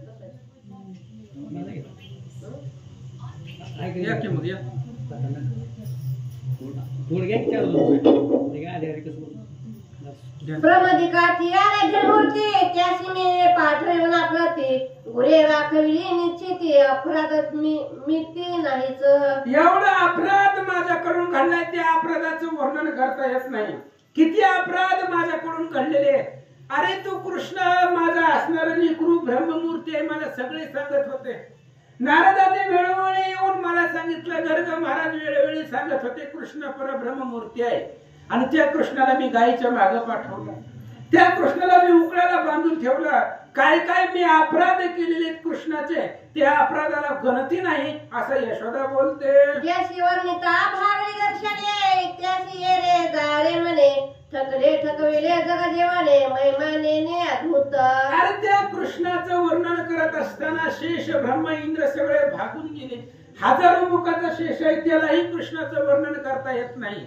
आणि अशा परब्रह्ममूर्ती असणाऱ्या कृष्णाला सुद्धा मी उखळाला बांधलेलं होतं, त्यालाही काठी घेऊन त्याच्या पाठीमागे धावलेले होते असं यशोदा बोलते. हरिविन ग्रह दिसते गे थोरा जीवने विन जैसे कासार की प्राण विना शरीर दीपाविना मंदिर देवी. आणि यशोदा बोलू लागली, माझा कृष्ण आज मला सोडून गेलाय तर मला घर कसं वस वाटायला लागले. जसं दीपाविना सदन असावं, घरामध्ये दिवाच नसेल अंधार असावा, तसं आमच्या जीवनामध्ये घरामध्ये अंधार झालेला आहे. माशाला पाण्याशिवाय करमत नाही, तशा पद्धतीची अवस्था. ती मासा जसा तळमळतो तसं यशोदा तळमळू लागले. ऐसा खेदा करीती गवळली प्रवेशाल्या फुल्या सदने संसार कृत्य करिता चक्रपाले गीता गाती सर्वदा. आणि अशा प्रकारचा कृष्ण आहे, तो असणारा कृष्ण एवढा संसाराचं कर्म आम्ही करतच होतो, घरामध्ये घुसळण करत होतो, सगळं कार्य करत होतो. पण वेळोवेळीला येऊन कृष्ण पुढे येऊन राहत होता.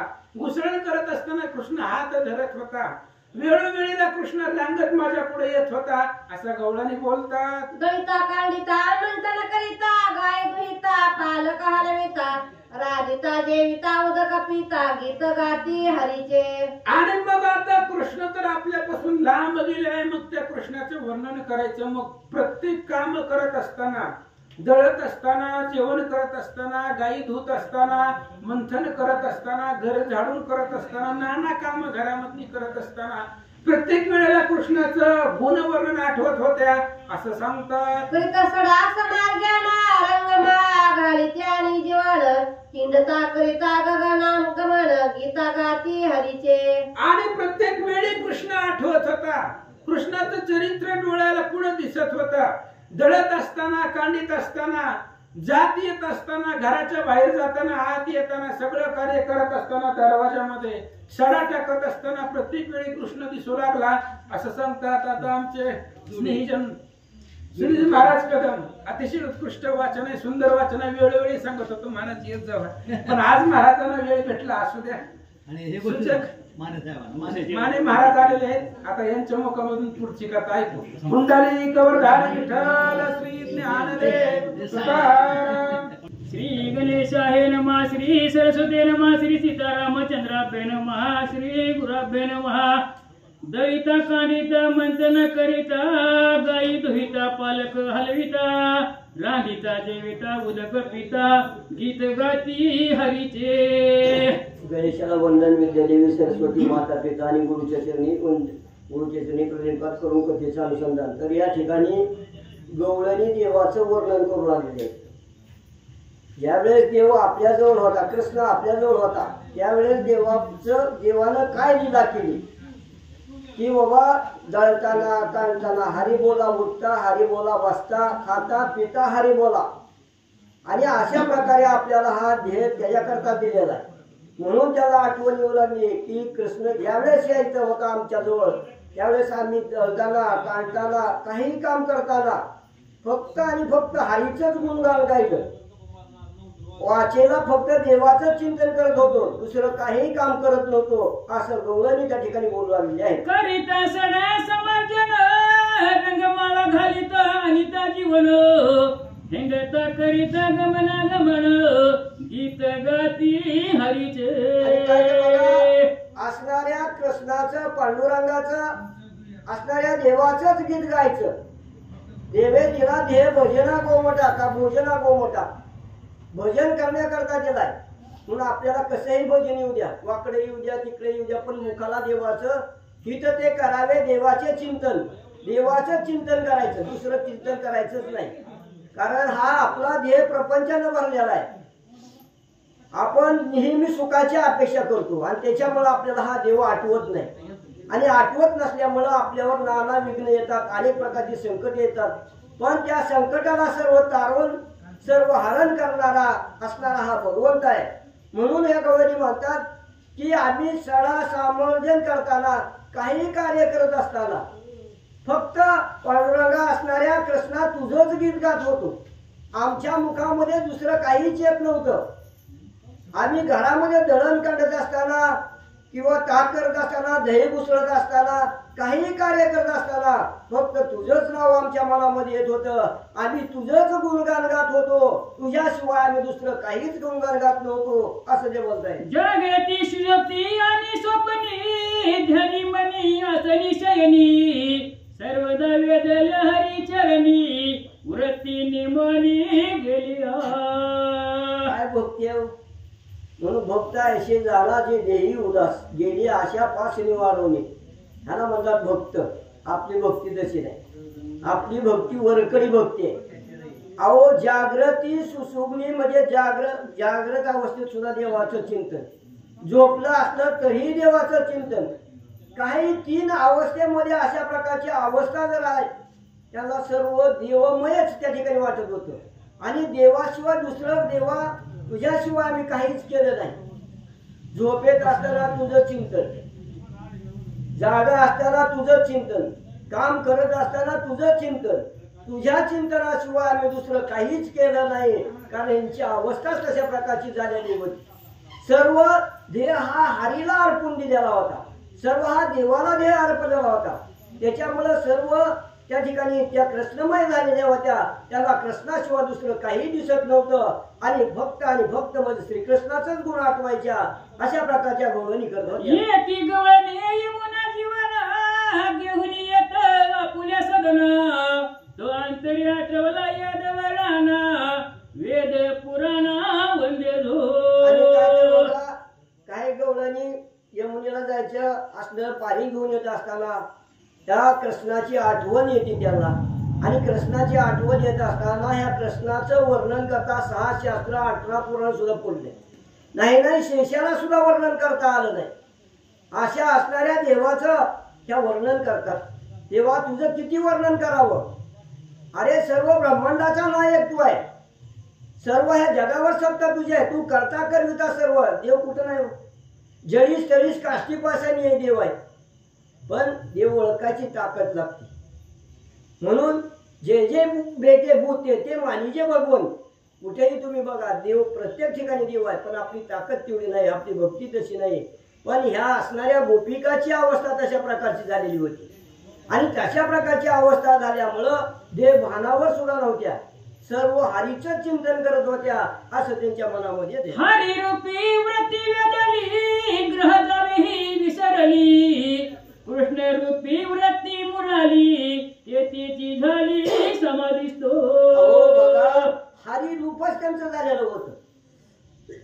त्यांना समाधीच हरीची लागलेली होती. सगळं हे जे काय देहामध्ये बघा एकदा असंच असणाऱ्या भगवंताला कृष्णाला असणाऱ्या कौरवांनी विचारलं, तुम्ही म्हणजे नेहमी अर्जुनाचंच गुणगान गाता म्हणजे आम्ही तुमच्या पाहुणे नाहीत का? आम्ही तुमचे सोयरे नाहीत का? हा तुम्हाला अर्जुनच कसा प्रिय आहे? प्रत्येक वेळेस तुम्ही अर्जुनाचं गुणगान गाता, अर्जुनाच्या बाजून हे करता. एवढं अर्जुनावर तुमची भक्ती प्रेम कस काय? म्हणजे आम्ही पण तुमचे सोयरे. देव म्हणजे अर्जुन त्या खोलीत झोपलाय म्हणजे त्या खोलीत जाऊन बघा म्हणजे अर्जुन काय करतो. तर असणारे कौरव त्या ठिकाणी एक गेला आणि बघितलं तर असणारा अर्जुन त्या ठिकाणी झोपलेला होता. झोपलेला असताना सुद्धा त्याच्या रोम रोमामधून कृष्ण कृष्ण कृष्ण अशा प्रकारची भक्ती होती. आणि अशा प्रकारचा त्याच्या केसातून सुद्धा आवाज येत होता कृष्ण कृष्ण कृष्ण. कृष्णाशिवाय त्याला दुसरं काही दिसत नव्हतं. कृष्णाशिवाय त्याला काहीही समजत नव्हतं. याची अशा प्रकारची अवस्था झाली होती. आणि त्यावेळेस त्याने येऊन सांगितलं देवाला. देव म्हणजे बघितलं का? हो म्हणजे त्याच्या केसातून रोमा रोमातून कृष्ण कृष्ण अशा प्रकारची अवस्था आहे. त्याप्रमाणे असणाऱ्या गवळणीची अवस्था आहे की देह भानावर सुद्धा नव्हत्या किंवा हा संसार आहे ह्या संसारावर सुद्धा चित्त नव्हतं. अहो संसार कसा आहे? ह्या मायेनं वेष्टिलेला हा संसार आहे आणि मायेमुळे आपण ह्या संसारामध्ये एवढं गुंतून गेलेलो त्याच्यामुळे आपल्याला हा देव सुद्धा आठवत नाही किंवा देवाला जायचं पोती लावली किंवा देवाकडे पाया पाडायचं ही सुद्धा आठवत नाही का संसार पाठीमाग आहे आणि या संसाराच्या पायी आपण देवाला सुद्धा ओळखत नाही परंतु असणाऱ्या गोपी सर्व संसार नाही घरदार सगळं विसरून गेले होत्या आणि कृष्णमय त्या ठिकाणी झाली ती नितिंबिनी परिमल गेले कृष्ण रूप होऊनी जिकडे विलोकित कामिनी तिकडे चक्रपाणी दिसत असे त्या गौरणीला एवढी अवस्था त्यांची झालेली होती त्यांच्या मनामध्ये अशी कृष्णाची ओढ निर्माण झालेली होती जिकडं पाहावं तिकडंच कृष्ण दिसत होता त्यांना कृष्णाशिवाय दुसरं काही दिसत नव्हतं कारण दृष्टी तशी लागते समजा आपण एखादा जर चष्मा काळा चष्मा घातला तर पुढचं सुद्धा आपल्याला काळं दिसतं किंवा एखाद्याला कावीळ झाली तर त्या कावीळ झालेल्या माणसाला चष्मा जर घालायचा तर त्याला सगळं तो स्वतःच कावीळ झालेला असतो त्याला पिवळं दिसत असतं आणि चष्मा घालायला तर सुद्धा त्याला पिवळं दिसतं कारण दृष्टी तशीच दृष्टी असते म्हणून यांची दृष्टी देवरूप झालेली होती त्याला देवाशिवाय काही आठवत नव्हतं सर्व करता कर्मिता असणारा भगवंत आहे आणि त्या भगवंताशिवाय काही नाही म्हणून त्या कृष्णमय त्या ठिकाणी झालेल्या होत्या आणि जिकडं पाहायचं काही करत असताना फक्त देवाचं चिंतन करत होत्या देवाशिवाय दुसरं काही त्यांच्या मुखांमध्ये नव्हतं अशी अवस्था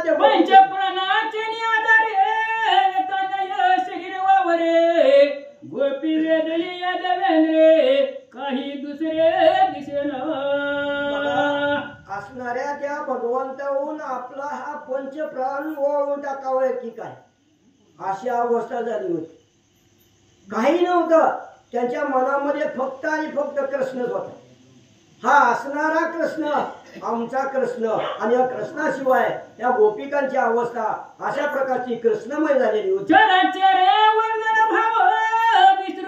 गेले सर्व पूर्ण ब्रह्मानंद माधव अद्वैक संचरला चराचरामध्ये सर्व जळी काष्टाई पाशाने मी म्हणलो त्याप्रमाणे प्रत्येक ठिकाणी चराचराच्या ठिकाणी असणारा देव संचार करतोय देव त्या ठिकाणी आहे अशी अवस्था त्या ठिकाणी निर्माण झाली होती आणि तेवढ्याच वेळामध्ये देव त्या ठिकाणी झाली उसने मागावया गवळीनी परवेशली शेतीच्या सदनी तो अंतरी आठवला मोक्षलानी पुराण पुरुष श्रीकृष्ण बघा एखादी गवळण दुसऱ्या घरी उष्ण मागायला गेली आणि उष्ण मागायला गेल्यानंतर त्या ठिकाणी कृष्णाची तिला आठवण झाली मोक्षदानी असणारा हा सर्वांना भक्ताचं रक्षण करण्याकरता देव कशाचा मुख्यलेला भावाचा मुख्यलेला देवाला दुसरं काही लागत नाही देव तुम्ही देवाकडे जाताना काय आणलं का म्हणून देव विचारित नाही पण तुम्ही देवाकडे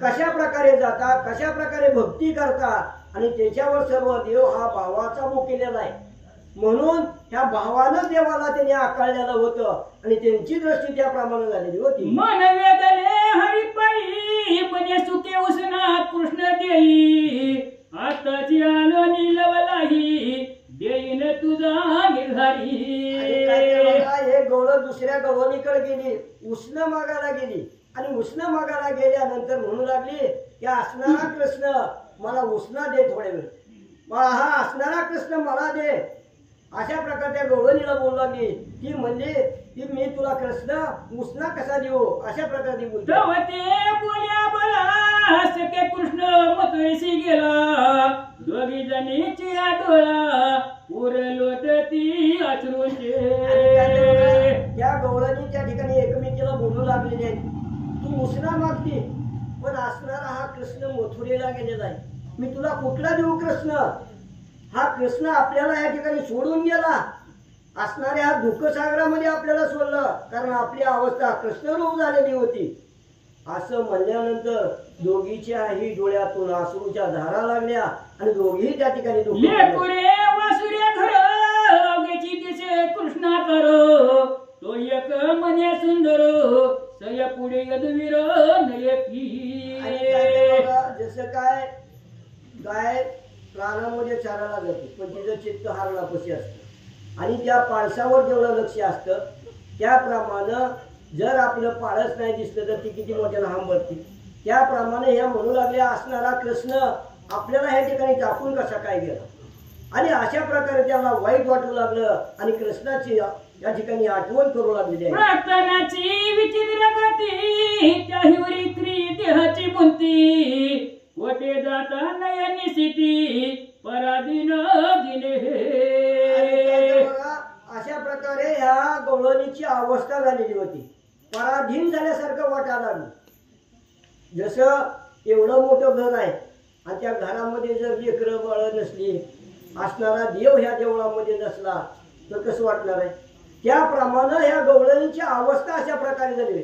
असणारा हा कृष्ण या ठिकाणी नाही म्हणून पराधीन म्हणजे काही त्यांना ह्या जीवनामध्ये अर्थ नाही अशा प्रकारची अवस्था त्या गवळणी झाली. भेटे कमला नायक श्रेयसनिक नरदेह देखो अंतरी आठवते हरीचे मुख निष्कलंक चंद्र जैसा. बघा म्हणजे आपल्याला हा नरदेह कशा करता दिला. देवाचं आपल्या मनामध्ये हित करण्याकरता देवाचं चिंतन करण्याकरता दिलेला आहे. परंतु आपल्याला देवाची आठवण होत नाही देवाचं चिंतन येत नाही. परंतु ह्या गवळणी सर्व हरिरूप झालेल्या होत्या आणि त्यांनी विचार करू लागल्या देवाला आपल्याला एवढा मोठा देह सुंदर दिला आणि आपल्याला देव ह्या ठिकाणी टाकून गेला आणि अशा प्रकारे त्याला वाटू लागलं आणि देवाचं चिंतन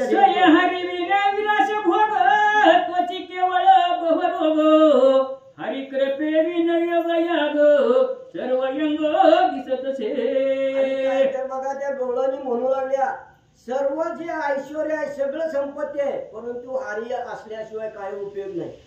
बघा जोपर्यंत आपल्या ह्या हृदयामध्ये राम आहे तोपर्यंतच आपल्याला कितीतरी मान आहे सन्मान आहे.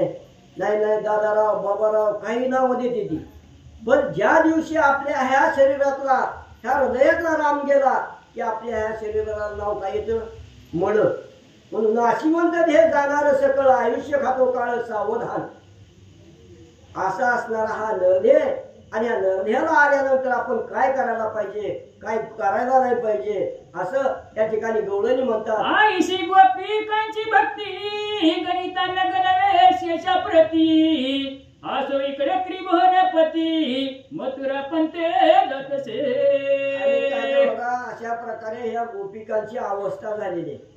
गोपिकांच्या मनामध्ये अनेक विचार येऊ लागलेले आणि देवाचं आठवण करून देवाविषयी चिंता करून देवाविषयी त्या ठिकाणी त्याच्या मनामध्ये सर्व भक्ती होती आणि अशा प्रकारे भक्ती करत असणाऱ्या गवळणी गोपिका त्या ठिकाणी देवाची आठवण करत होत्या आणि असणारे कृष्ण आणि बळीराम त्या ठिकाणी द्वारकेला गेलेले आहेत.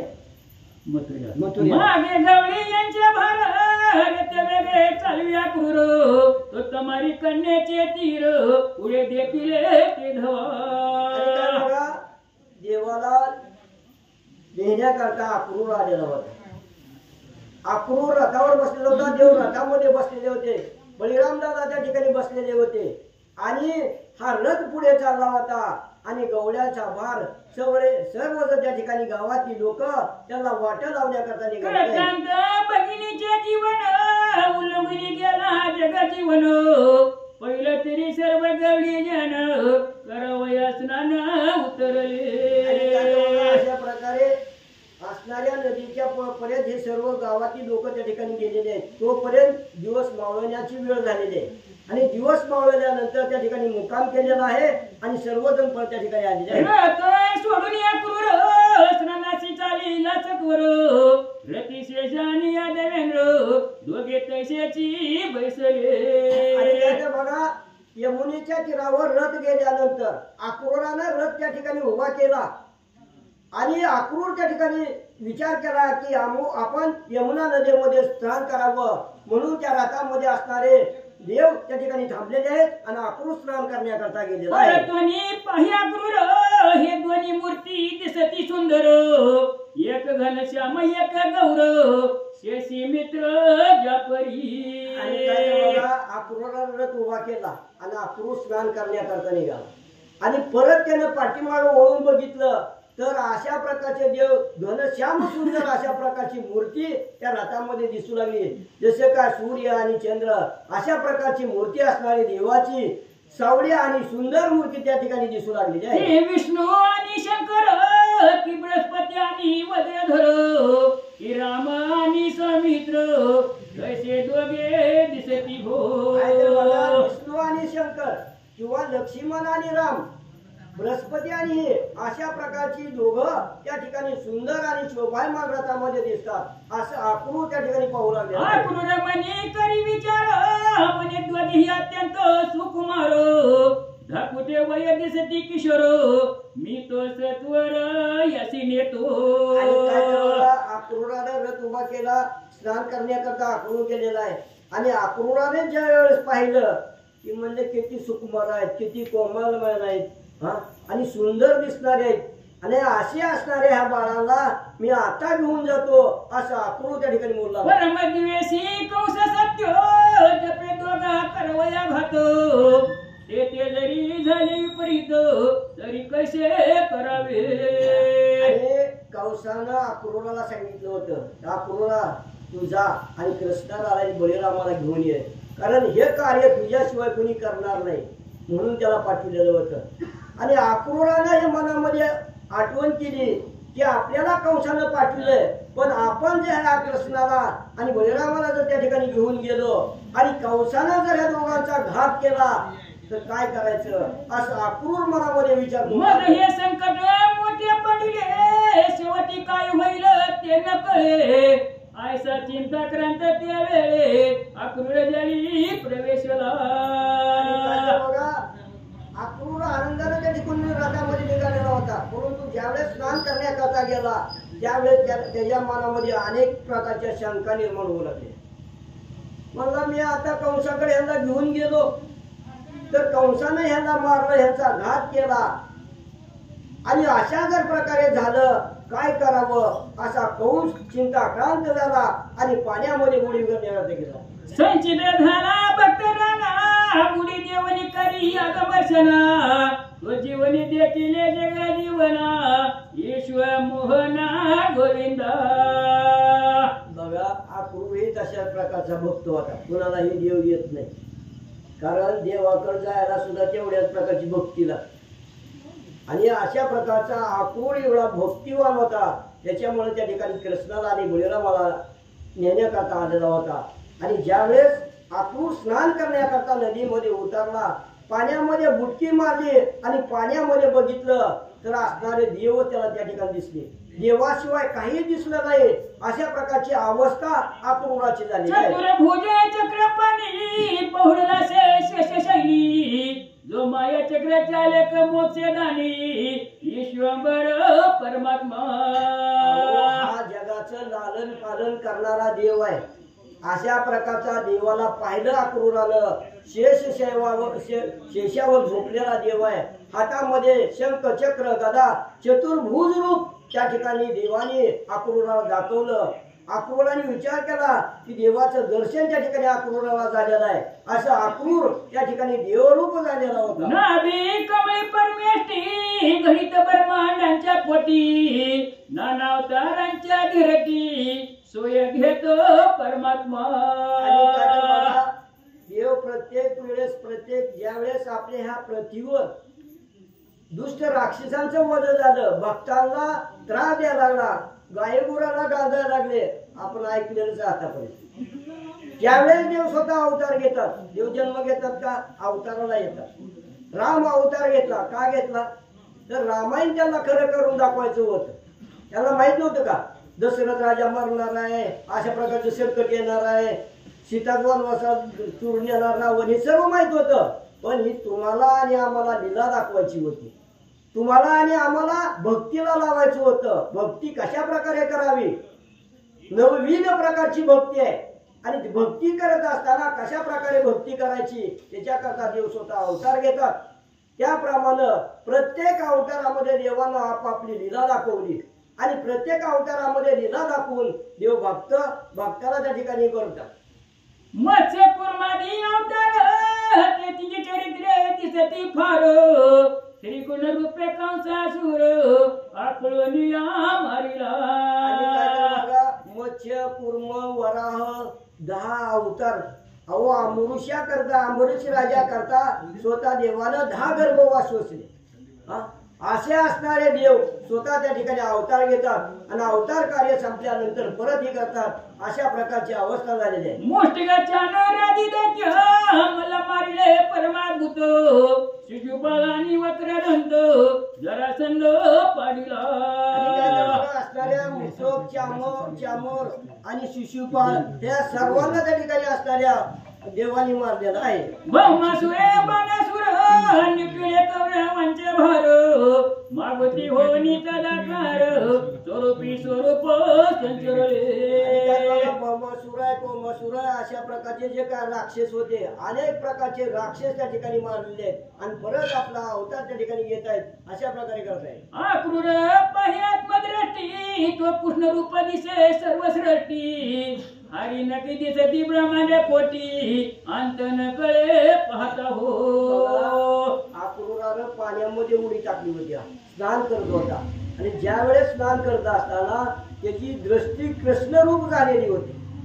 त्यावेळेस त्याच्या मनामध्ये चिंता आली होती, मनामध्ये शंका आली होती की त्या ठिकाणी नंतर रावण असणारा कंस काय करेल म्हणून सर्वाला हेनच मारलेला आहे असं त्याला भासलं. आणि परत अंतर्जनात पाहिलं तर देवानं चतुर्भुज रूप त्या ठिकाणी त्यांनी पाहिलेलं आहे. अद्भुत प्रताप देखून आक्रूर करिता झाला स्तवन म्हणे हे कृष्ण हे मधुसूदन हे जग जीवन सुकार्णवा.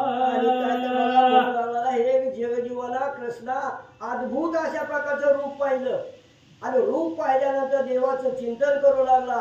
हे कृष्णा सर्व ठिकाणी तूच आहे अशा प्रकारची अवस्था असणाऱ्या आक्रूराची झाली. हे कृष्णा सर्वव्यापका हे कृष्ण त्रिभुवन नायका हे कृष्ण निज सुखदायका निरुपाधिका निरंजना. कृष्णा तू सर्वांना सुख देणार आहे, सर्वांच्या ठिकाणी असणारा तू देवादेव आहे आणि सर्वांना अशा प्रकारची लीला तू दाखवणारा देवादी देव आहेस असं आक्रूर त्या ठिकाणी. हे कृष्णानंत चरणा हे कमद लक्ष अनंत वदना हे रूपाक्षर दयानंत नयना भक्त पालना श्री हरे. देव कसा आहे बघा, भक्ताचं रक्षण करण्याकरता अवतार घेतो. म्हणून अशा प्रकारचे भक्त आहे, त्या भक्ताचं पालन लालन करणारा तूच आहे, सर्वांच्या ठाई असणारा तू आहे, करता करविता तू आहे असं आक्रूर मनामध्ये त्या ठिकाणी. अनंत शिरे अनंत उदरे अनंत नामे अनंत चरित्रे अनंत हस्त अनंत मुखांतरे करता भोगता तुची पळे. देवा तूच करता करविता सर्व करणारा तू आहे. अनंत नामानं तू नटलेला आहेस, अनंत वेळ धारण केलेले आहेत, सर्वांच्या ठिकाणी तूच आहे आणि तूच सर्व करता करविता आहे, भक्ताचं रक्षण करणारा सुद्धा तूच आहे अशा प्रकारे बोलताय. तुझ्या स्मरणी जे सादर तिची पावले पहिलं पाडो त्याही जिंकीला संसार जे तत्पर भजनी तुझ्या. तुझ्या भजनामध्ये काया वाचा मनानं तुला दर्शन आलेले आणि सर्व हा संसार त्यांनी तुझ्या त्या ठिकाणी तुझ्या भजनामध्ये लीन झाल्यानंतर हा संसार सुद्धा त्यांनी जिंकलेला आहे असं भक्त असतात.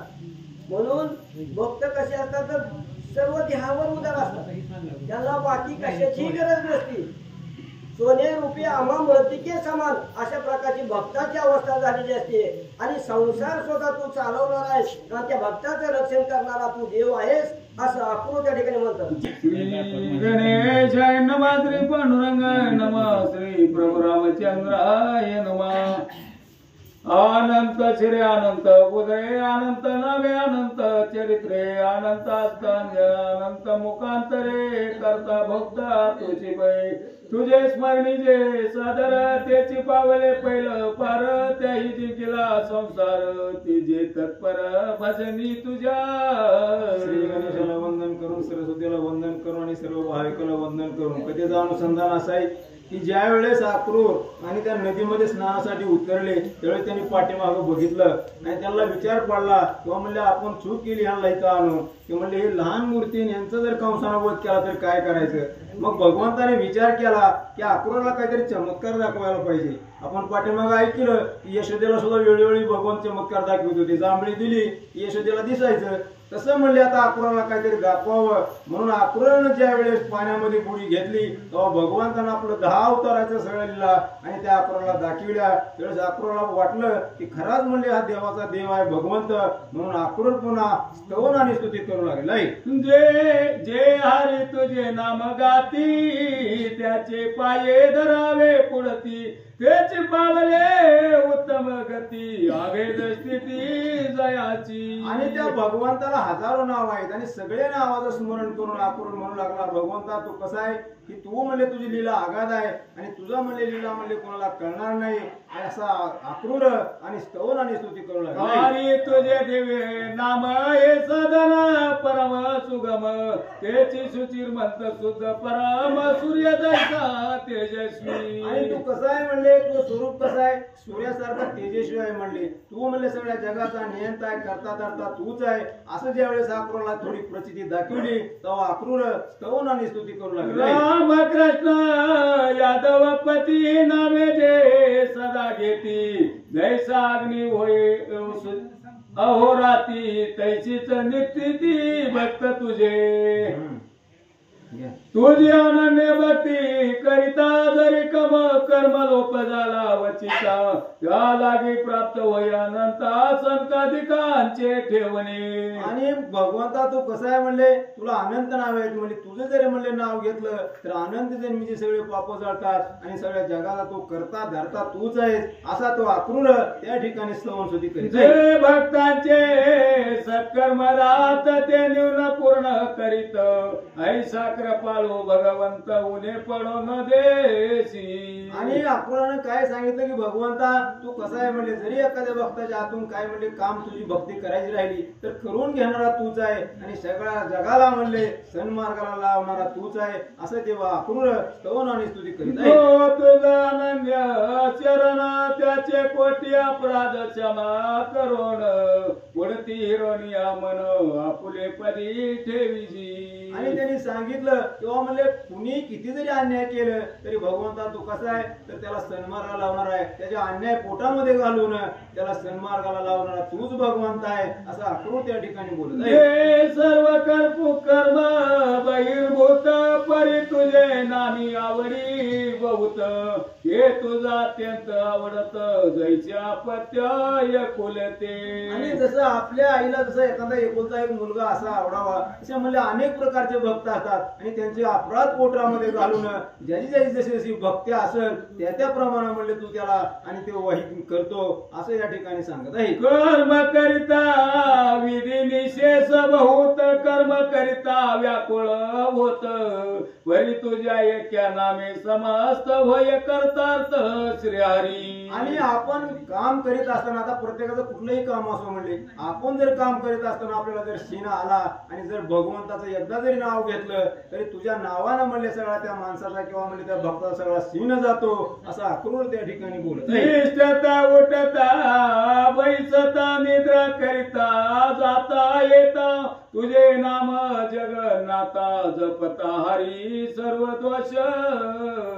आणि मग काय असतं भगवंता की काम करत असताना म्हणजे अनेक जळताना काढताना जर तुझं नाव घेतलं तर तू सगळ्याचे श्रम हरण करतो असा तू देवाचा देव आहे असा अक्रूर स्तवन आणि स्तुती त्या ठिकाणी करीत आहे. विप्र क्षत्रिय वैश्य शूद्र स्त्री अत्यंत समग्र तुझे नाम जपता निरंतर पावन होती सर्वही. आणि कुणी असो म्हणजे आता 4 वर्ण आहेत वैश्य आहे ब्राह्मण आहे क्षत्रिय आहे किंवा म्हणजे अंत्यज असेल कुणी बी हलक्या जातीचा असो भारी जातीचा असो सगळे म्हणले तुला समसमान आहेत आणि तुझं नाव घेतल्यावर म्हणले तू त्यांचं सगळं श्रम नाहीस करतो असा तू भगवंता तुला शरण असो असं या ठिकाणी बोलत आहे. हरी तुझा महिमा त्या तुझं शरण मी पुरुषोत्तमा पुराण पुरुषा निरूपणा नाम अनाती अनामतीत तू आक्रोराचा संशय फिटला कृष्ण पूर्ण ब्रह्म समजला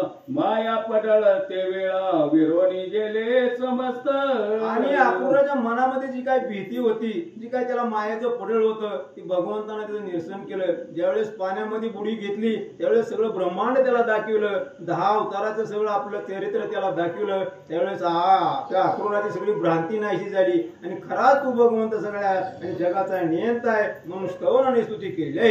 पूर्ण ब्रह्मानंद जग जेटीचा मात्रे घडी मोडी सृष्टी तो कंसावरील हे गोष्टी अपूर्व काही नव्हेची. आणि मग अक्रूराला वाटलं की म्हणले हा भगवंत कसा आहे, म्हणले सगळ्या जगाचा म्हणले स्थिती उत्पत्ती करणारा भगवंत आहे. आणि मग त्या कंसाला मग त्याला कंसानं मारायची त्याला कशाची भीती आहे, म्हणले जी काय त्या अक्रूराच्या मनामध्ये भीती होती की लहान लहान मुलं आहेत म्हणले याला कंस मारेल, आपण जे केलं ते चुकीचं केलं असं जे त्याला वाटलं होतं, त्याची म्हणले सगळी भ्रांती नाहीशी झाली. आणि त्या भगवंताचं चरित्र ज्यावेळेस बघितलं त्यावेळेला अक्रूराला समाधान त्या ठिकाणी वाटले नाही. अक्रूर घाली नमस्कार सद्गत झाले अंतर तैसाची निघाला बाहेर तोरती तोची बैसला.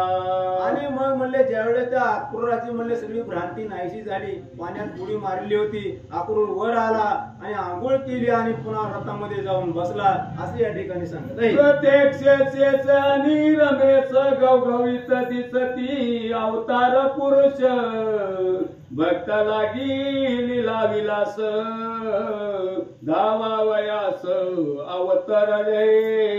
आणि अक्रूराला वाटलं किंवा म्हणले खरंच म्हणले भगवंत आहे म्हणले आणि सगळ्या भक्तांना हे म्हणले सगळे विलास किंवा म्हणले आणि दाखवण्यासाठी यांचा अवतार झाला. आणि त्यांच्या मुखाकडे बळीरामाच्या आणि कृष्णाच्या मुखाकडे अक्रूर त्या ठिकाणी पाहू लागले. संध्यादी कर्म सरोनी सत्वर रथ जवळी आला अक्रूर तो गद गदाचे श्रीधर म्हणे का हो उशीर लागला.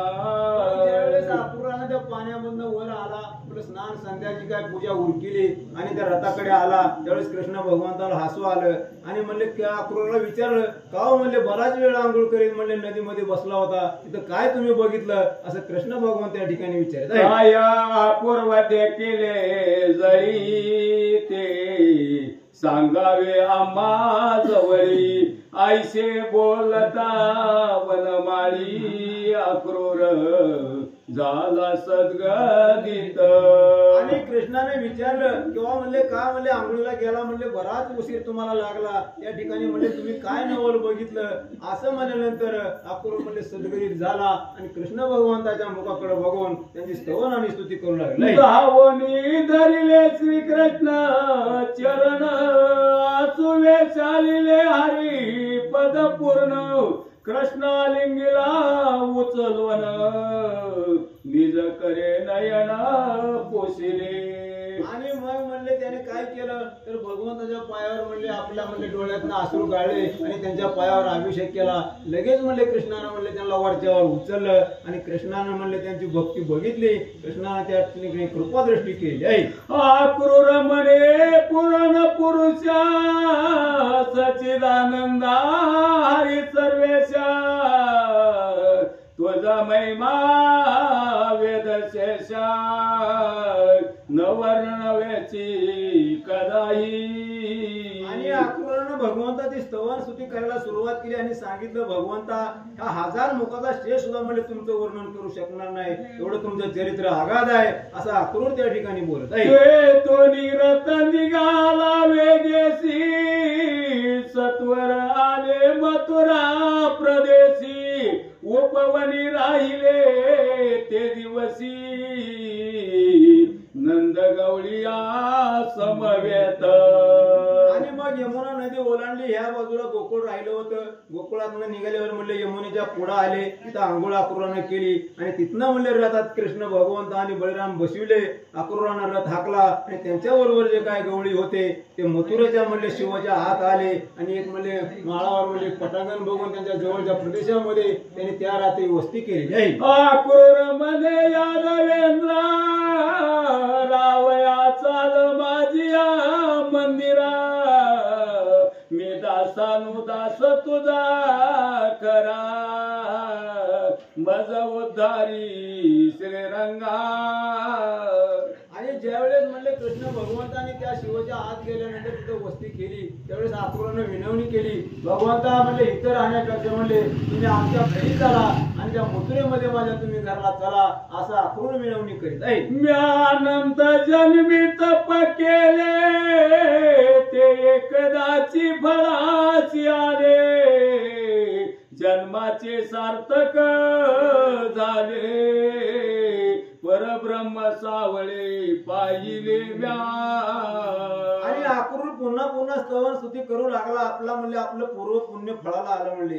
ज्या वेळेस म्हणले कृष्ण भगवंताचं पाय मला दिसले आणि मला म्हणले प्रचिती आली त्यावेळेस माझं जन्मोनजन्मेचं म्हणले पुण्य फळाला आलं असं आक्रोश पुन्हा पुन्हा स्तवन स्तुती करीत आहे. तरी स्वामी इंद्रावरा चलावे माझी मंदिरा ऐसे ऐकता परात पर स्वयरा काय बोले ते धवा. आणि आक्रोशानं सांगितलं भगवंता इथं राहण्यापेक्षा म्हणले तुम्ही माझ्या घरी चला तुमचं पाय आमच्या घराला लागू द्या. पुन्हा पुन्हा स्तवन आणि स्तुती करू लागला. आणि मग तसं आक्रोशानं स्तवन स्तुती केल्यावर कृष्ण भगवंताने आक्रोशाला काय त्या ठिकाणी सांगितलं. कौसासी मारल्या विन झाला मी नये तुझिया सदना राज्य स्थापिन उग्रसेना बंदिशाला फोडून या. जसं म्हणले रामायणामध्ये आणि त्या म्हणले त्या रामाने सांगितलं होतं की त्या ह्याला सुग्रीवाला ते म्हणले त्या वालीला मारायला म्हणले मी गावामध्ये येणार नाही तूच म्हणले तिथं जा आणि तिथं म्हणले त्या ह्यांचं म्हणले त्या राज्याभिषेक ह्याला सुग्रीवाचा कर मी काय गावात येणार नाही. तसं कृष्णाने सांगितलं तेव्हा म्हणले मी काय तिथं येणार नाही कंसाला मारल्याशिवाय आपण तुझ्या घरी येणार नाही असा कृष्ण भगवंत आणि आक्रोशाला आजीचे रात्री स्थानी आम्ही राहतो पवनी तरी तुम्ही पुढे जाऊन कंसा लागी सांगिजे. आणि त्यांनी सांगितलं की आक्रोशा तुम्ही जावं म्हणले आणि कंसाला सांगा की बाबा कृष्ण भगवंतनी इथं बळीराम इथं आलेले आहेत आम्ही आजच्या दिवस याच उपमानामध्ये मुक्काम करतो तुम्ही आमचा निरोप कंसाला जाऊन सांगा असं कृष्णाने आक्रोशा जवळ सांगितलं आहे. आज्ञावंदोनी आक्रूर प्रवेशला तेव्हा मथुरापुर जैसा प्रकाश सहस्र कर तैसे वार्ता गेली मथुरेत. आणि मग ज्यावेळेस आक्रोशाजवळ कृष्णाने निरोप सांगितला की म्हणले तुम्ही जावा आणि कंसाला सांगा आम्ही म्हणले उद्या येतो असं म्हणल्यानंतर वेळी आक्रोश गेला आणि गावामध्ये बातमी सगळे सांगितली की जसा दिवस उगवला जसा प्रकाश पडतो तसे हा म्हणला सगळ्या मथुरेत बातमी त्या ठिकाणी पसरली. श्रीकृष्णाला उपवन ऐकता आनंद भक्ता जना परम भय वाटले दुर्जना चिंता भवत प्रवर्तली. आणि ज्यावेळेस त्या गावामध्ये मथुरेमध्ये वार्ता पसरली की कृष्ण आणि बळीराम म्हणले उपमानामध्ये आलेत मग तिथं काही लोक चांगले असतात काही वाईट असतात. ज्यावेळेस कळलं की कृष्ण आले म्हणल्यानंतर चांगल्या लोकांना आनंद झाला पण जे वाईट होते त्यांना मात्र दुःख वाटू लागलं असं या ठिकाणी सांगत आहे. मागे बोलावे आती नेऊन समोर देखता पळती उठून हे ग्रामसिंहाचे लक्षण तैसे दुर्जन मथुरेचे. आणि त्या वाईट लोकांची म्हणले अवस्था कशी असते तर मागं नुसतं मोठं बोलायचं म्हणले पण समोर जायला त्यांना भीती वाटते त्याच्या ग्रामसिंहाचं लक्षण असतं असं या ठिकाणी सांगत आहे. हरी विजय ग्रंथ कल्पद्रुम जो निज भक्ताचे पूर्वी काम इच्छिले फळ देत उत्तम मनोरथ सर्वदा ऐसा हरी विजय ग्रंथ कल्प वृक्ष येथे राहिला कमल पत्राक्षे जो ब्रह्मानंद सर्व साक्षे भीमा तट निवासी जो ब्रह्मानंद कल्पद्रुम थोर तेथे याच कानन्य श्रीधर मागे निरंतर सप्रेम भजन देई तुझे. इति श्री विजय ग्रंथ समतार विंशे भागवत प्रेमळ भक्त सदा परिसोत अष्टादशाध्यायी गोड विठ्ठल श्री ज्ञानदेव भगवान